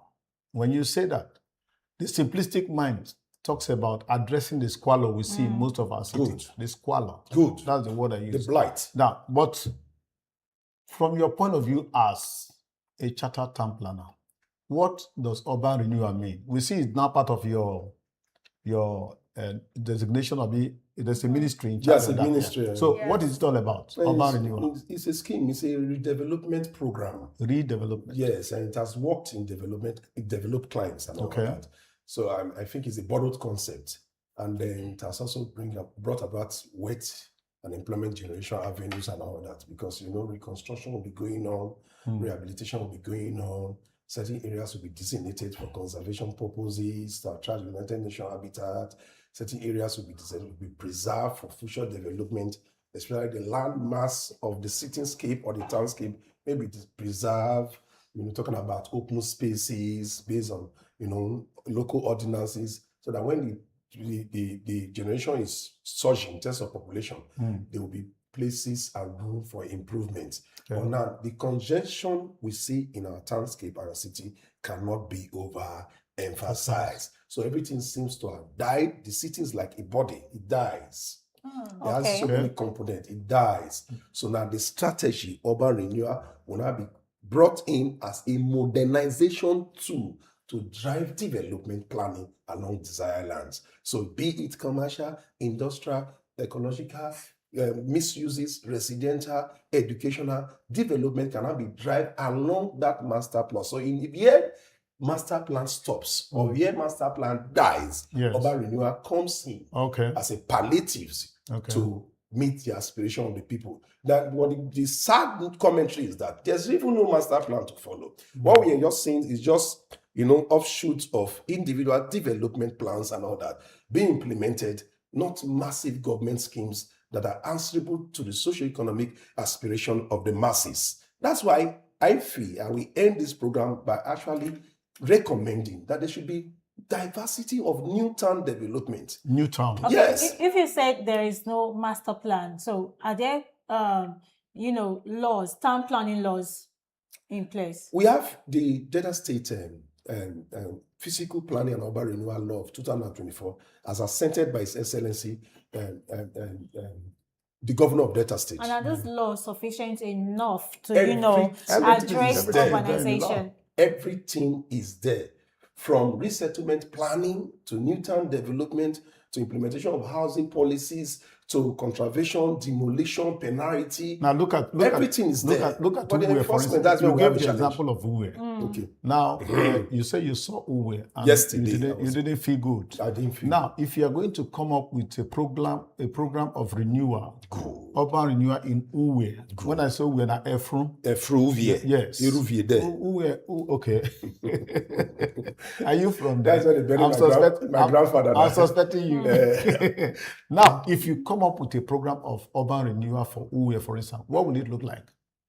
I will come out with a planning estimate and projective of redevelopment plan that will give credence to number one objective, total clearance. Both the dead bodies of our great grandfathers should be evacuated and resettled to another community. Where do you have land to do that? We have land in Orogo. I think day yesterday. Last week I was traveling. I went to Saple. I've been on leave. I went to Saple for one planning brief. So that was the first time I'm seeing that large mass. The land mass in Orogo is enough to build. Now, how do you? I'm coming. Yes. How do you relocate the man from Uwe to Orogo because you are doing urban renewal? So based on the implementation status, step by step, we do surveillance, we do our investigations, we provide questionnaires, we want to know your belief, your culture. We relocate you, then we activate the provisions of the urban regional planning law. Eba will compensate you. If the cost implication of evacuating you or resettling you to Orogo, for example, is 100 naira, we give you 500 naira. So it is in the law. But the will to carry those things. Now, when you say the will, this thing, the financial outlays is humongous. If you like. Benefits. How do you do that? Where do you get the money? Government is crying of not having enough money. No. Where do you have money to resettle people? Where do they have money to build Dubai? Where do they have money to build? This is not Dubai. This is Delta State. Listen, I used to say this. We suffered here in this part of the country. We use candle, touch, phone to read. They all have enabling environment and all that.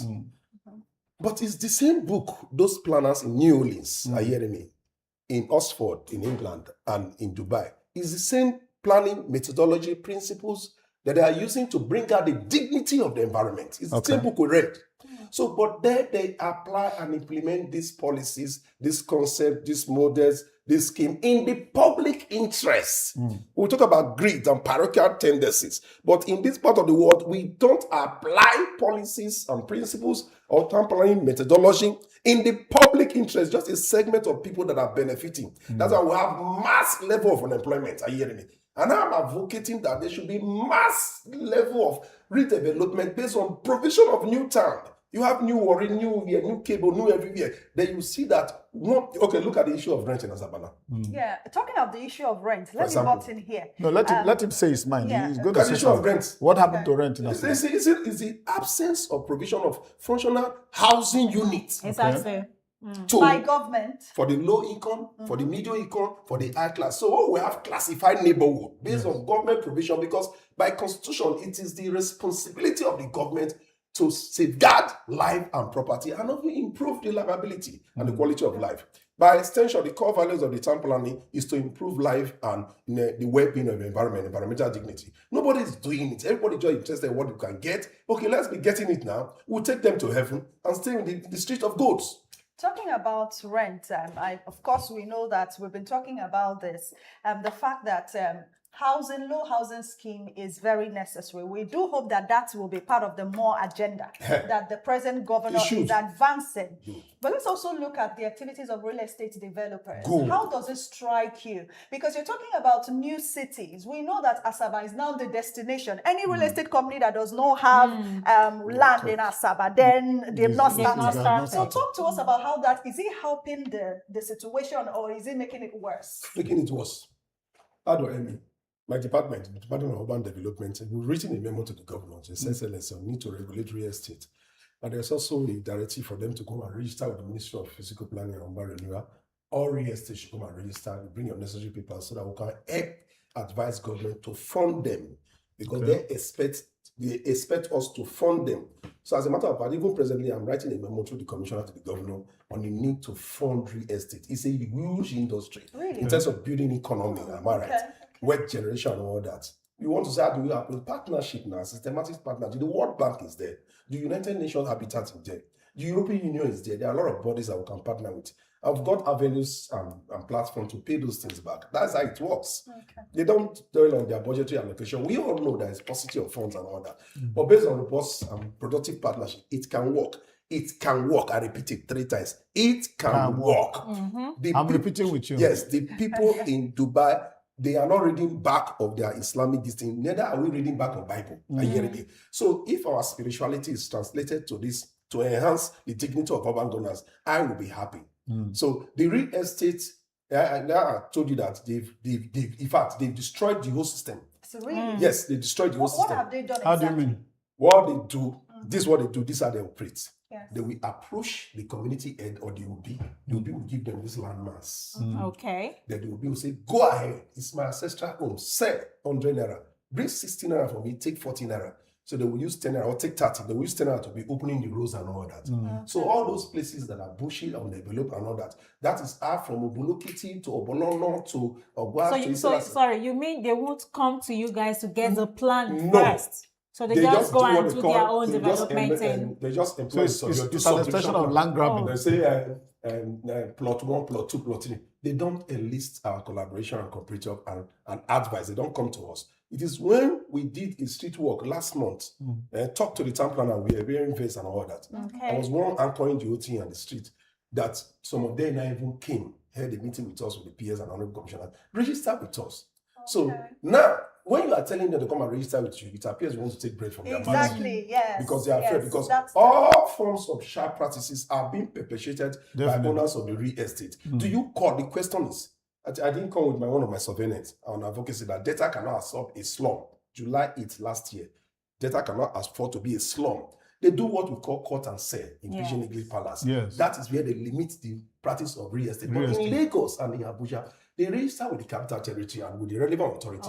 The relevant authority, writes a memo to and they even build physical houses that you can see. Now collaborate with international body. External factors are involved, not limited to Lagos State government budget allocation. Then the money will come. Imagine bringing 1 trillion into Delta State for the development of all empty lands and all that. Because an empty land cannot be classified to be a real estate. No improvement, no drainage, no street light, no infrastructure, no public utility and services. You say it's real estate. To me, it's fraud at its extreme of degradation and all that. So for anybody who is thinking of doing the right thing, because you've told us that the right thing is to come to you. Ministry of Physical Planning, register your document. Someone who wants to do the right thing might be thinking that they need a lot of money. Maybe when they come to you, you'll be requesting them to bring this, bring that. So talk to us about the process of engaging you or collaborating with you. The process of, I think there are certain documents. We are 2 directors of urban development in Delta State. I've told my immediate director, says, look, this how it works. All those rubbish meetings, I don't accept it. This how it should work, and we should tell Commissioner the truth.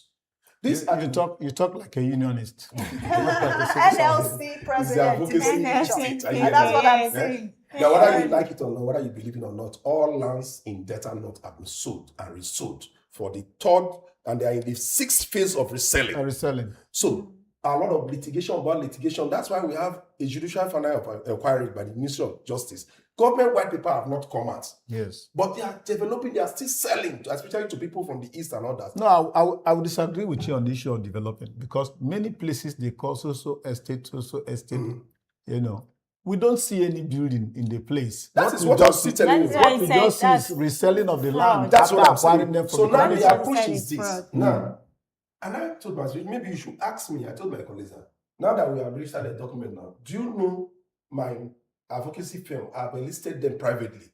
I've engaged them privately, and they expect us to fund them. So what you should be writing, so I was with the commissioner, said I should bring up a moment on the need to fund real estate. And you go into billions of naira a year. Now, that is where the concept of resettlement planning will now come in. Okay. So we tell you, you have sold, tell us the truth. We return the money to the buyers. That this property is needed in the public interest. Okay. Government interest. Are you with me? We'll take your CFO. Then, if the cost estimate of the project is maybe 10 billion or 20 billion, we build. And government begin to take maybe rent to own or rent to whatever method or attract buying, whatever the method. That's how it works. But for now, why they are afraid to come to us, they've stained their hand, they spoiled their hand, they have collected money for people. Fine, they have the privilege and the constitutional right to sell their property, but it's in part on the dignity of our profession and our practice. If you sell without coming to the regulators and the guiders and people that will guide you along this island, and you can profitably, that's return on investment on that land, for the next 10, 20, 30 years. But they don't. They're just after that short-term gain now. Yeah. Okay, so talking about investing in real estate and urban planning. So can you tell us what are the long-term economic and, environmental benefits of investing in urban Good. It's as simple as that. Yes. The environmental benefits. One, I've talked about urban, the institutional framework. What I mean by institutional framework is this. There are certain organizations that are primed, that are positioned, that are placed to support this urban governance, drive we are talking about. The Bank of Industry is there. Okay. The Federal Mortgage Bank is there. The Bank of Commerce and Shoppers, they are there. Are you hearing me? Especially this mortgage and the Federal Government Policy Trust, Tinubu has given more than 250 billion to his in-law. Is the head of the Federal Mortgage Bank. Nobody goes to them because when you go to those institutions, they'll tell you those requirements. Okay. But because they want to do cut and sell and to just enrich themselves, they don't do it. So the benefit is that it will bring about what we call institutional cohesion, corporate cohesion, regulation of real estate, re-regulation of real estate, coordination of the functional systems of the real estate and all that. And to bring about provision of infrastructural, facilities and services. Infrastructure in developed land drive growth and development. This has been corroborated in Korea and Japan. So when there is provision of infrastructure, through real estate financing and productive investment, then it will bring about development and growth and actualization of the MOA agenda in the public interest. I am aware. We know that the Delta State Investment Summit is coming up. Yes. You said a lot of very beautiful things. I love that. How are you and your team preparing to key into that? Because the governor, everybody who will be here. The international community will be here. So everything will just be on the table and everyone can play. So talk to us about your plan. I personally, engaged my honorable commissioner 2 weeks ago. I said, sir, if I resume, I'll give you a memo for the need for real estate financing. That has been the missing access for more than 4 decades now. Say, but Richie, the thing will be high in terms of cost estimate. I said, no, we engage internal partners. We'll go to World Bank, European Union, we'll do this presentation, we'll bring their money here to build our economy. Simple as that. That is the only solution. So the memos are ready. And by the special grace of God, it will get to His Excellency.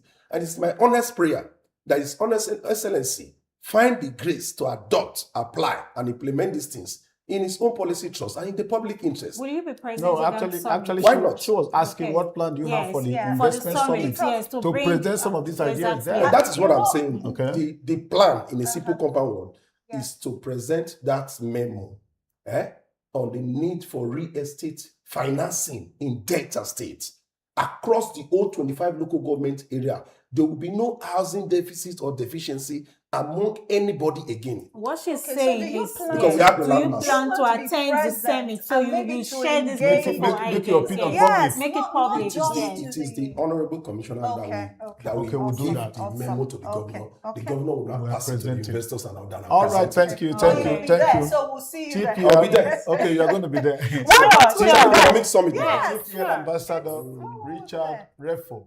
Thank you for being there. I like the way you speak. You speak like a unionist, and you are burdened by the situation in our country.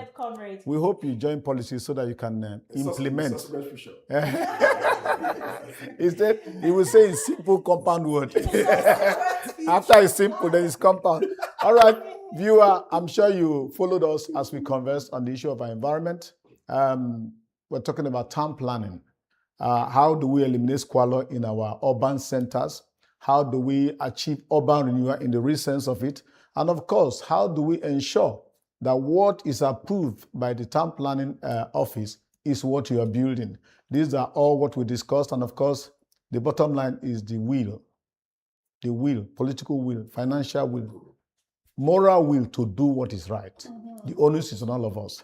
That's how we're going to end the conversation. And of course, viewer, stand by. We are still on Morning Dew. Wake up with us every morning. We'll bring you news at its peak. Accurate and factual report.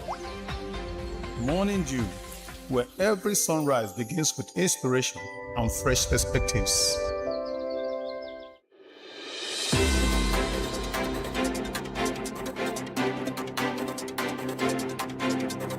In the heart of Asaba, where the street tells the stories every single day. From the corridors of powers to the decisions shaping governance and politics in Delta and Nigeria.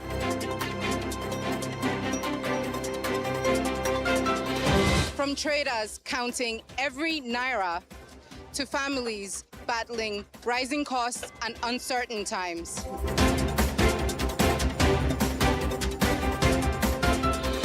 From football pitches to sporting successes to the major developments making the headlines all over the world. And from the untold human stories, the struggles, victories, resilience, and hope of the everyday Nigerians. This is the news beyond the headlines. Dott TV News are your trusted window to stories that truly matter to the people. Here, we don't just report events, we tell the human stories behind them.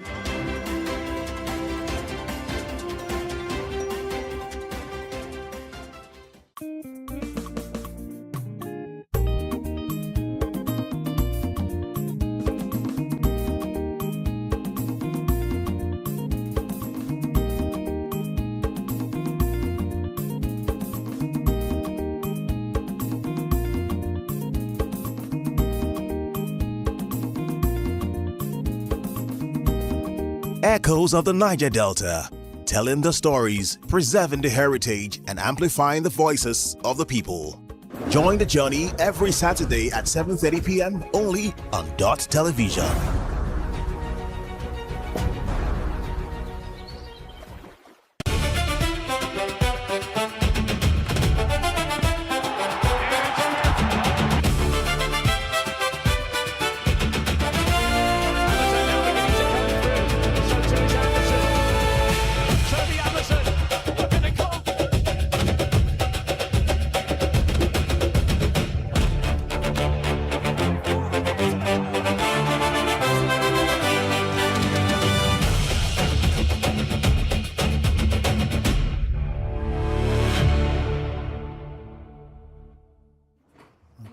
Yes, welcome back.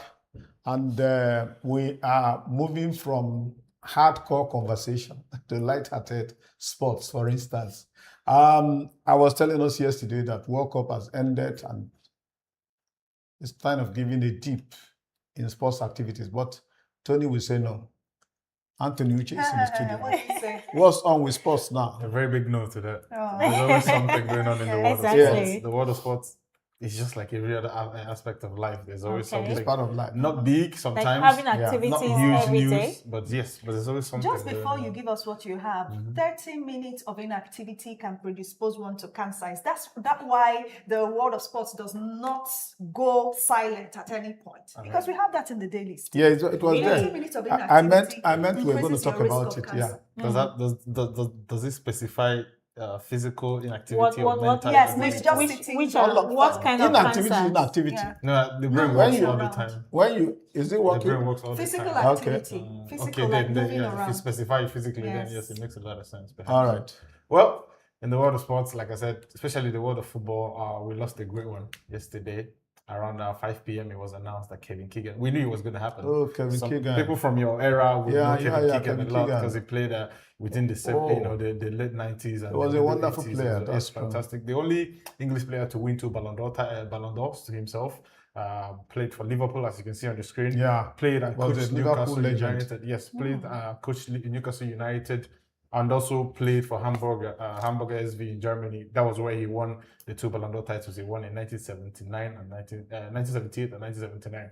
So for Kevin, and he has been a coach too. Yes, he coached, like I said, his darling Newcastle United. Newcastle. He also played for Scunthorpe United, as you can see on the screen right there. That was basically where he started his career. And for Kevin, like I said, the only Englishman to win 2 Ballon d'Or titles, and he won it in consecutive seasons as well. That's how good he was. And he also played for and managed the English national team.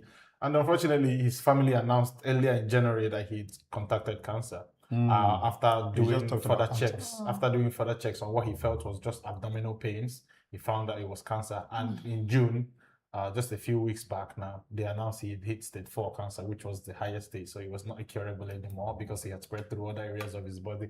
And unfortunately, yesterday, the dreaded news was confirmed that Kev is no longer with us. But what he leaves us with, as a lot of football fans will always tell you, is all the memories of his playing days, his coaching days. And he gave that very famous interview where, you know, somebody spiked him up and he was very, very angry and said, the title race is over, but I'll tell you something, we would love it. We'd absolutely love it if we beat them, when he was coach of Leeds United. And he had that very big reputation of somebody who liked to entertain. He played and coached teams in ways that said he'd like to entertain teams and players. So for Kev, unfortunately, that is the end of the story. And from one coach to another, where a certain Pep Guardiola was reportedly in talks with the Italian Football Federations over taking over the vacant role of the coach of the Italian national team. Now, this is very, very interesting. A lot of people do not know it, but one thing about Pep is certain. Pep would never coach the Spanish national team. A lot of people are not aware of it. Like I said, Pep would never coach the Spanish national team because he's a very strong believer of the secession of Catalonia from Spain. And he's Catalan. So for that reason, it doesn't make any sense that he might coach the Spanish national team when his country, when he's part of the country, is trying to even break away from Spain as a whole. So for that reason, then if he verges into international coaching, then you can understand why the Italians feel they have a chance of getting him. It's not going to be easy. Pep is very, very expensive. Because he's one of, I mean, if not the best coach in the world, he is definitely one of the top 2 coaches in the history of the game. So it will not be an easy job to acquire for the Italians. But Paolo Maldini, the new sporting director, reportedly met with him yesterday to discuss a possibility of the former Manchester City coach becoming the coach of the Italian national team. Well, we'll see how that goes. But one thing, like I said, Pep is not going to be an easy catch for the Italian National Football Federation. And one thing is also certain: if he comes in, it will be very different from what we've seen. We've seen Italian football switch managers between themselves every now and then. It was Gattuso, before that it was Roberto Mancini, and before that it was Roberto Mancini, and then they just keep mixing managers. They keep rotating this very select group of managers. But if Pep comes in, he's that type of guy that loves to do stuff long term. Like I told you here yesterday about Pep, his impact is not just in the immediate. Even after he's gone, we've seen that with Bayern, we've seen that with Barcelona, now with Manchester City as well. He just departed at the end of last season. So one thing is certain: if and only if they manage to get Pep Guardiola, which I think will be one of the biggest coups of international football, it will be such a very, very thing to behold. You remember Italy missed out on their 3rd consecutive World Cup at the start of this World Cup after losing the playoffs to Bosnia and Herzegovina. So that sparked a lot of change within the Italian FA, and perhaps one of those changes is to appoint who perhaps a lot of people would agree with me is best in class when it comes to coaching and management. And that also means there's a very big possibility.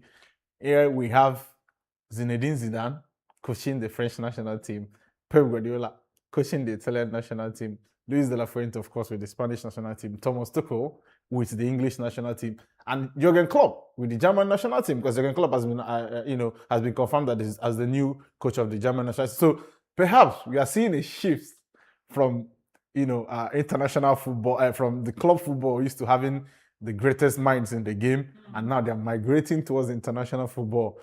That could be at least something that gives us interest, especially towards the end or towards the latter stages of tournaments like the Euros or the World Cup. We'll possibly see Klopp coming up against Pep Guardiola, something that we are very used to seeing in the English Premier League. So it makes for a very interesting, like I said, Zinedine Zidane, very close. I think the only thing left now is official announcement of the departure of Didier Deschamps, and the entrance of a certain Zinedine Zidane, and then Jurgen Klopp as good as confirmed. Thomas Tuchel is perhaps the only one that has some sort of question mark because we've not heard anything official from the FA as to whether or not the semi-final exit at the World Cup would hamper his chances of continuing with the national team. But as things stand, we are meant to believe that Thomas Tuchel will stay in charge of the national team. Luis de la Fuente is also very, very solidly in charge of the Spanish national team.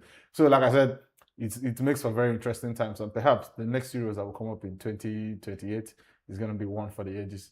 And then, to finish off, the Super Eagles dropped to 4th place on Africa following the release of the FIFA rankings that was released, yesterday. After the World Cup, you can understand why. I'm even a bit surprised that they dropped only a place.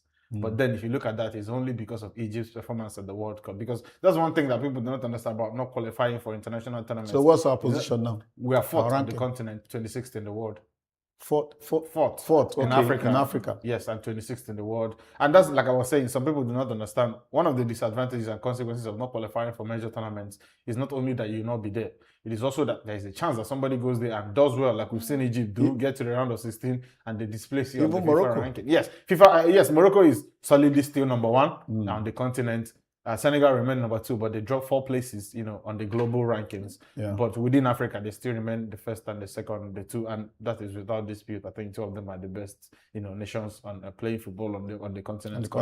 And Algeria wrap up the top 5, after their pretty disappointing appearance at the World Cup.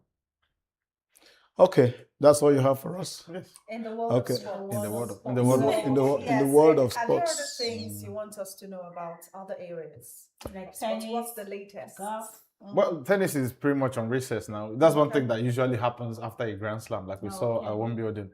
There's so much effort, mentally and physically, that goes into Grand Slams, and so a lot of the top players and a lot of the top stars after Grand Slams tend to ease off. Take a bit of a week or 2 of rest. And that's one thing about tennis. Tennis never stops. Okay. The Grand Slam is finished. It finished 2 Sundays ago. The Monday, there were already tournaments. In fact, on Sunday, like we gave on the news yesterday, a certain, the Greek, Stefanos Tsitsipas won his first major title just yesterday, just 2 days ago. Okay. That was on Sunday. But this was somebody who played in the Wimbledon a couple of weeks ago. So the tennis never stops. There's always something to play. As a player, you just have to pick the ones that you find that you participate in. You will never run out of tournaments to play in. You just have to pick the ones that you think will give you enough chances of winning, because you have to win to maintain your rankings. Because if you fall too deep in the rankings, then you have to start playing qualifiers for Grand Slam tournaments. Now, what's happening with our Super Falcons? One day I'll challenge you. So get a board outside. Yes. Okay. Okay, table tennis. It's not the table tennis. Not the table tennis. Long tennis. Which one? Maybe not the normal tennis. We arrange for that. Are you sure you survived that one? We arrange for that in Dott TV. When we are less busy, we can do table tennis. After the show, I'll go out there to ease off. Now, what's happening with our Super Falcons? Yeah, preparations are still underway for the 26th of this month. 26th of this month, as we all know, the Women's Africa Cup of Nations will eventually kick off in Morocco, and the Super Falcons will play on the 26th. The tournament kicks off on the 25th. They will play on the 26th. So, yes, preparations are still underway. Are they playing the opening game? No. The host nations, of course, always play, and Morocco. That's why I said the tournament kicks off on the 25th. Okay, and then the Super Falcons will start their journey on the 26th against Malawi. I expect them to cruise through that group, and the standards should remain. What are their possible chances of, coming top again? Very good. With the team they have. The team pretty much didn't change from 2 years ago. Okay, that's what I'm saying. Yes. Some of them, are they not old? Like Asisat or Shuala? No, she's not.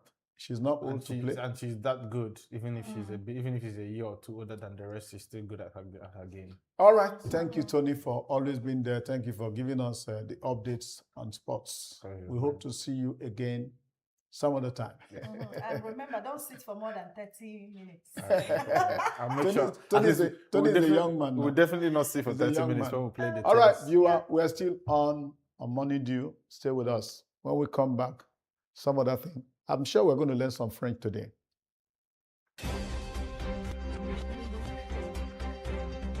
Wake up with us every morning.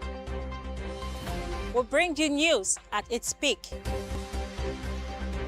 Accurate and factual report. Morning Dew.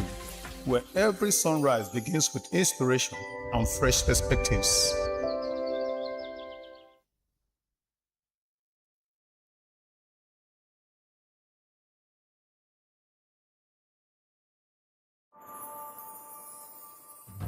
Recall that 46 pupils, teachers, and the school principal were kidnapped on May 15. You are saying you are the chief security officer, but he doesn't have the power to control the call on the commissioner of police. The government has to step in to ensure that they get the proper mental health care, even if it means some sort of relocation from that particular community to somewhere That's a else. possibility. Yes. Where are we headed as a country if our children are traumatized from childhood? When the chips are down, you'll find out that women are able to expand. Your Voice Africa, showing every Wednesday from 5 p.m. to 6 p.m. on Dott Television.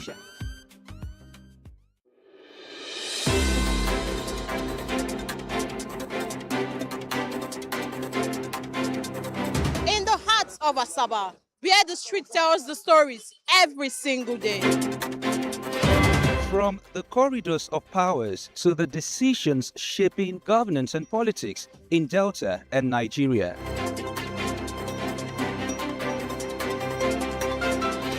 From traders counting every naira to families battling rising costs and uncertain times.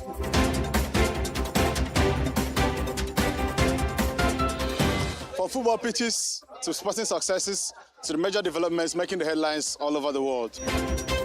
And from the untold human stories, the struggles, victories, resilience, and hope of the everyday Nigerians. This is the news beyond the headlines. Dott TV News are your trusted window to stories that truly matter to the people. Here, we don't just report events, we tell the human stories behind them.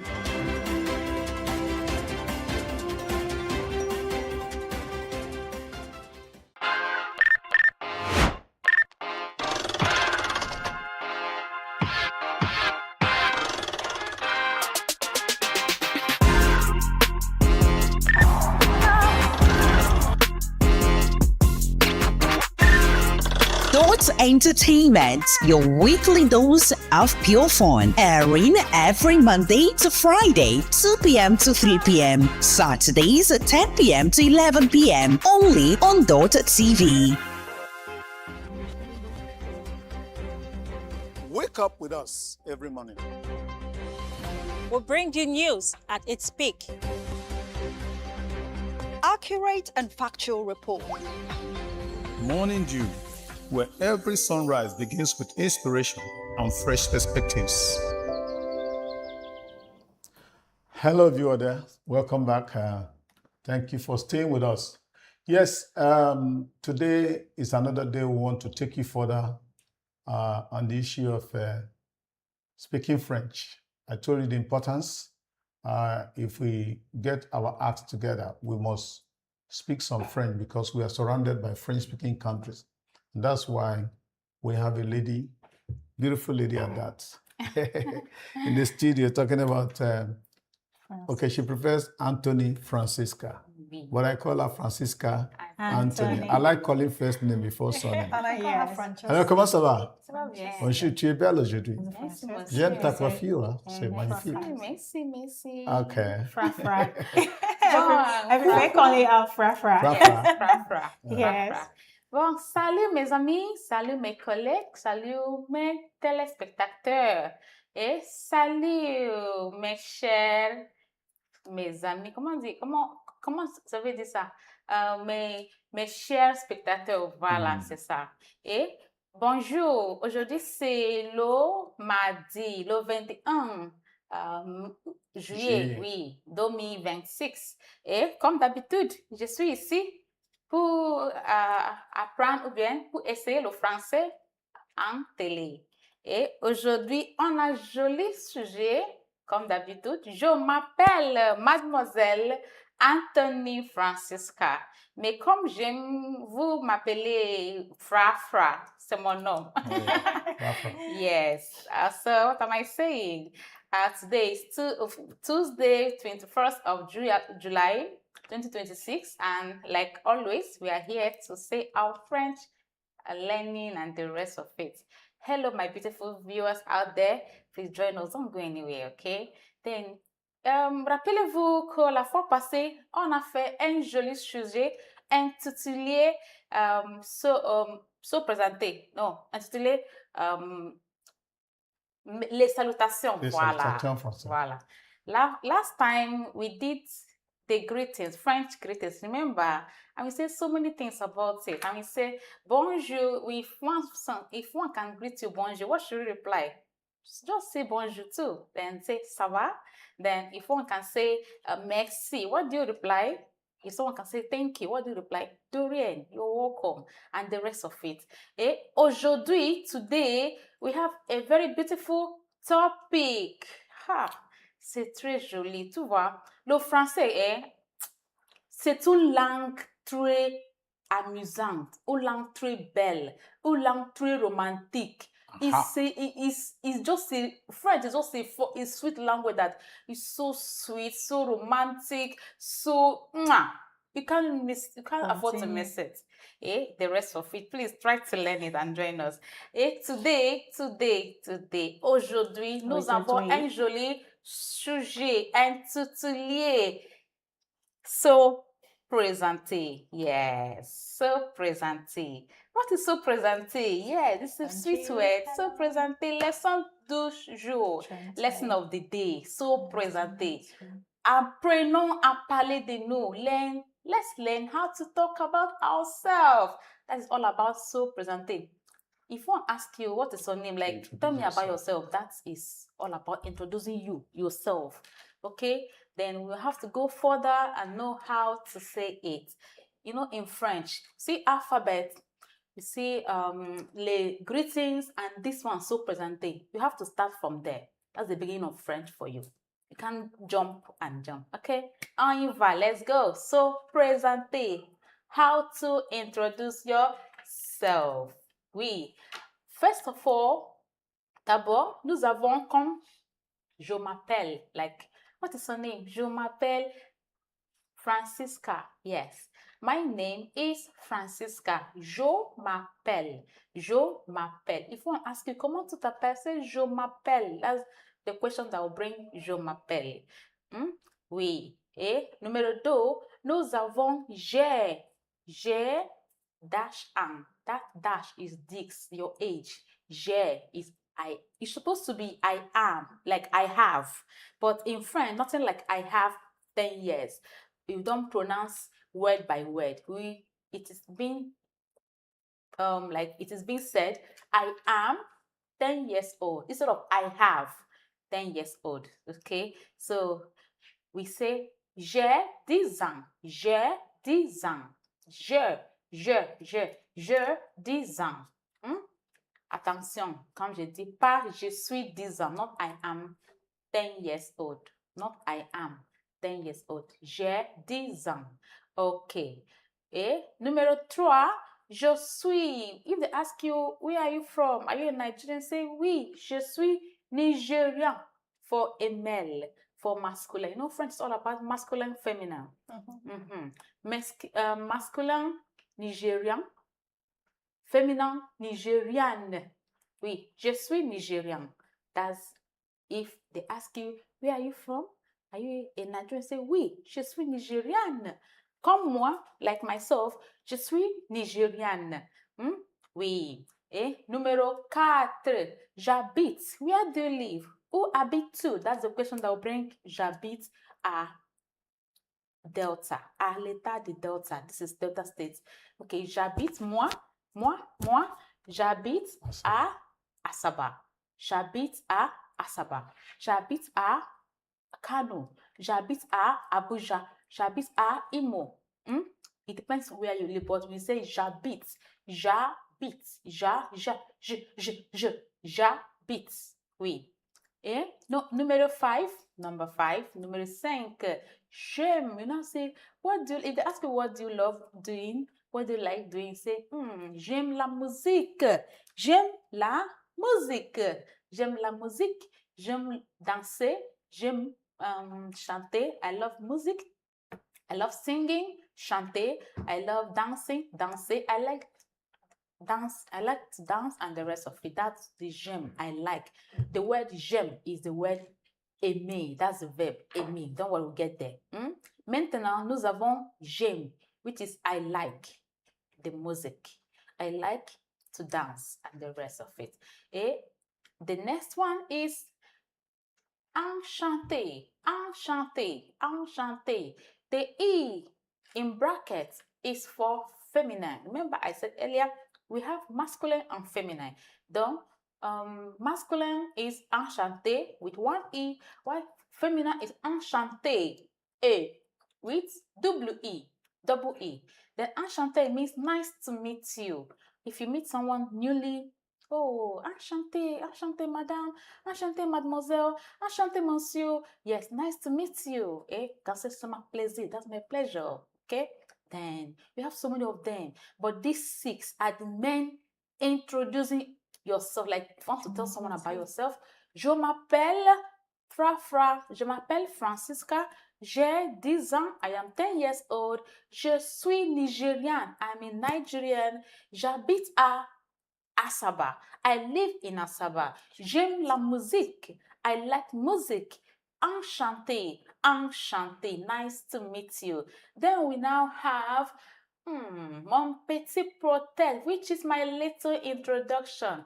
You know, when you say bonjour, bonjour, comment ça va bien? That bonjour, remember we said the last time is hello or good morning. Yes. And you say comment ça va bien? Comment tu t'appelles? That says je m'appelle Francisca. My name is Francisca. Hey, quel âge as-tu? That word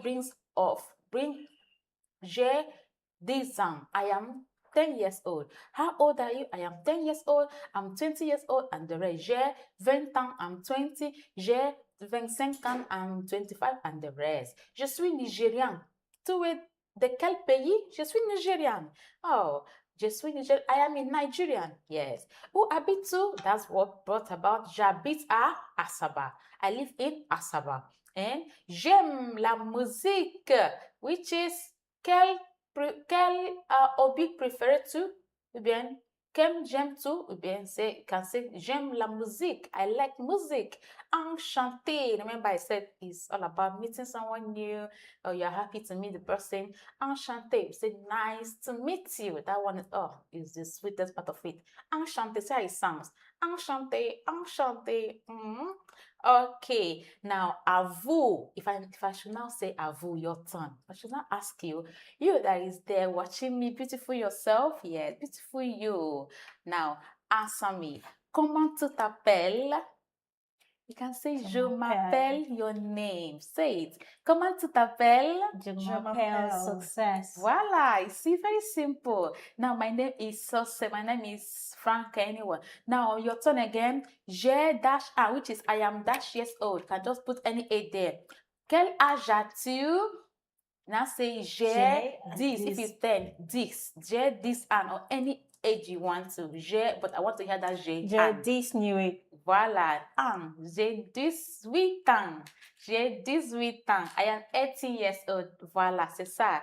Now, your turn again. Tu habites où? Where do you can say j'habite à Asaba. Tu habites où? J'habite à Asaba. Voilà. Tu vois? Very simple. For this was very simple. J'habite à Asaba. And the rest of it. Okay? Then, maintenant, je vais arrêter ici pour aujourd'hui et on va continuer la semaine prochaine. Non, le jeudi qui vient. Oui, I'm going to stop here. Merci mes téléspectateurs. Merci d'avoir été ici. Nigérienne. Yes. Merci pour aujourd'hui, pour m'avoir regardé. Yes, I'm so glad that you're there watching me. And please keep learning French. Don't give up. French is so sweet. Merci. Oui, merci beaucoup. Oui. C'était bien la leçon. Merci. Se présenter. Merci. Et moi, je suis Henri. Oui. Je m'appelle Henri. Je m'appelle Monsieur Henri. Monsieur Henri, ok. Voilà. Et toi, tu es mademoiselle. Je m'appelle Success. Voilà, c'est ça. Bravo. Comment tu t'appelles? Je m'appelle Ife. Now, ask et toi? Moi, je m'appelle Frafra. Okay. Frafra. Yes. Frafra, c'est comme dit Françoise. Françoise. Françoise in Okay. French. I'm sure you heard some French this morning, how to introduce yourself. You know, somebody will see you and ask you, you know, how are you? You answer, my name is, I'm a Nigerian, I live in Asaba. J'habite à Asaba. Je suis Nigerian. Yeah. I am a Nigerian. Yeah. Okay, thank you very much, Frafra. You're welcome. Viewer, stay tuned. We'll come back with more on Morning Dew. Wake up with us every morning. We'll bring you news at its peak. Accurate and factual report. Morning Dew, where every sunrise begins with inspiration and fresh perspectives.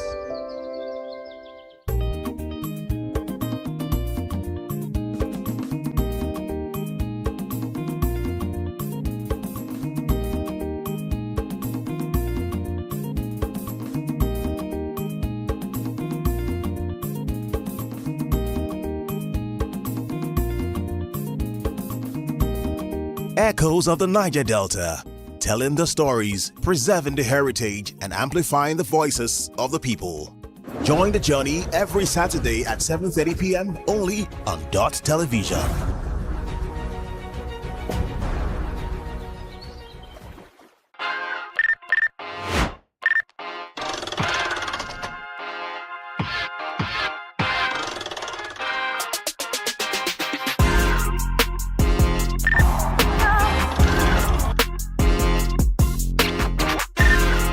Dott Entertainment, your weekly dose of pure fun, airing every Monday to Friday, 2 p.m. to 3 p.m. Saturdays, 10 p.m. to 11 p.m. only on Dott TV.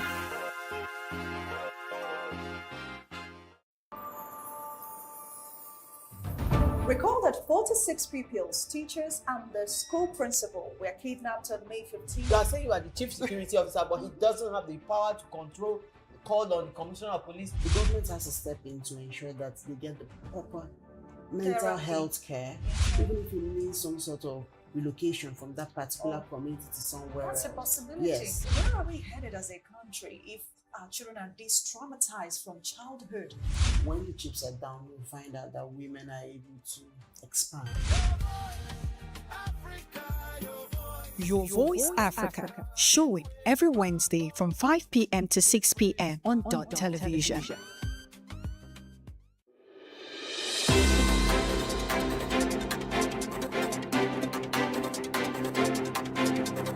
In the heart of Asaba, where the street tells the stories every single day. From the corridors of powers to the decisions shaping governance and politics in Delta and Nigeria.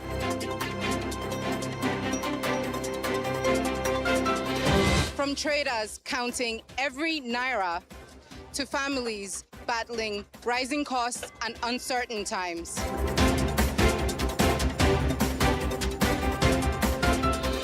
From football pitches to sporting successes to the major developments making the headlines all over the world.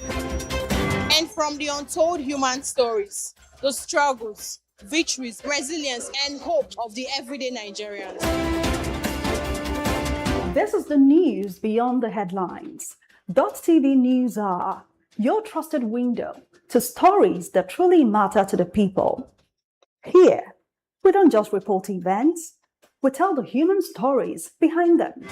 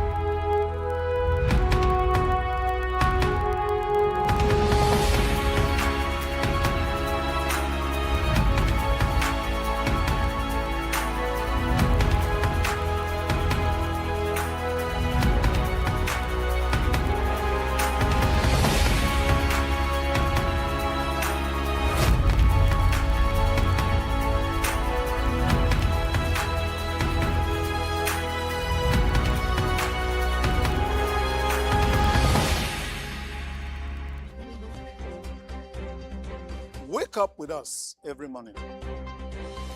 We'll bring you news at its peak. Accurate and factual report.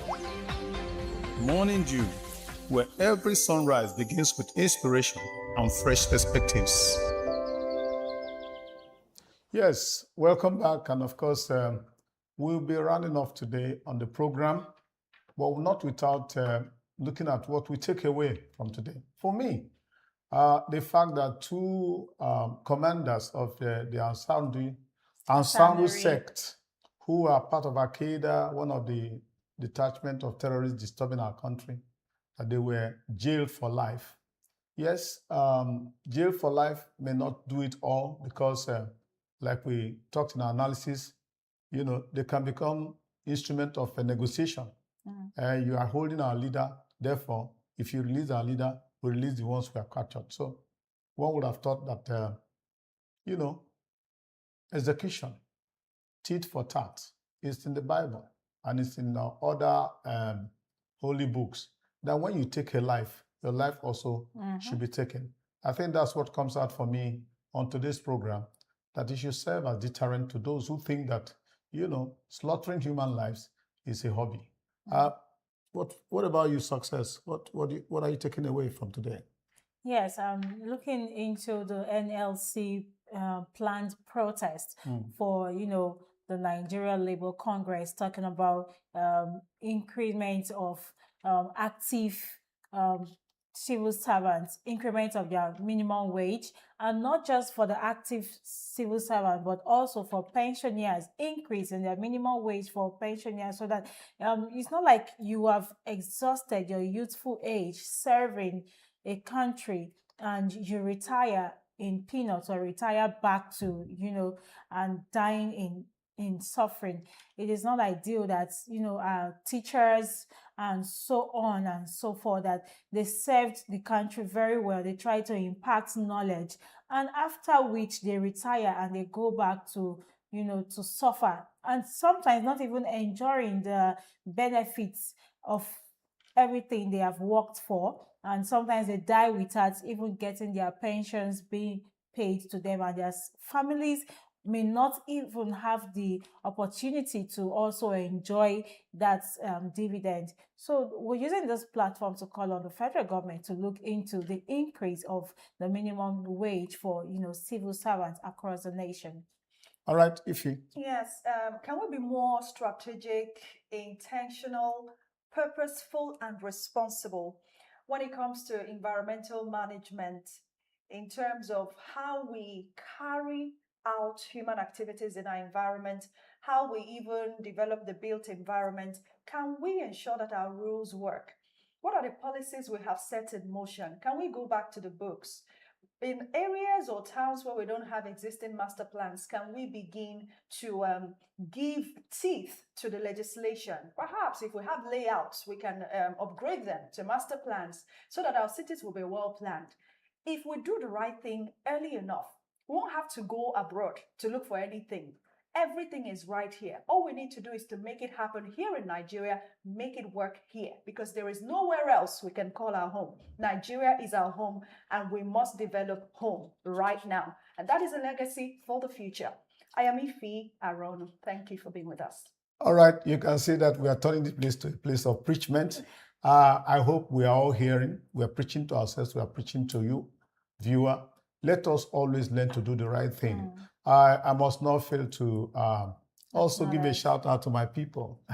I call them my guys in the control room, young, smart fellows who make us appear good, sound good on air. There is Nkechi Chukwudi, there is Chika Ikechukwu, Uzochi Okere, and of course, Aaron. I call him Aaron Ojeifo. Thank you guys for doing the good work. And of course, for the management of Dott TV, thank you for the privilege you're giving us. We'll keep doing our best, and our best will remain good enough. Bye for now. See you tomorrow, viewer. Wake up with us every morning. We'll bring you news at its peak. Accurate and factual report. Morning Dew, where every sunrise begins with inspiration and fresh perspectives.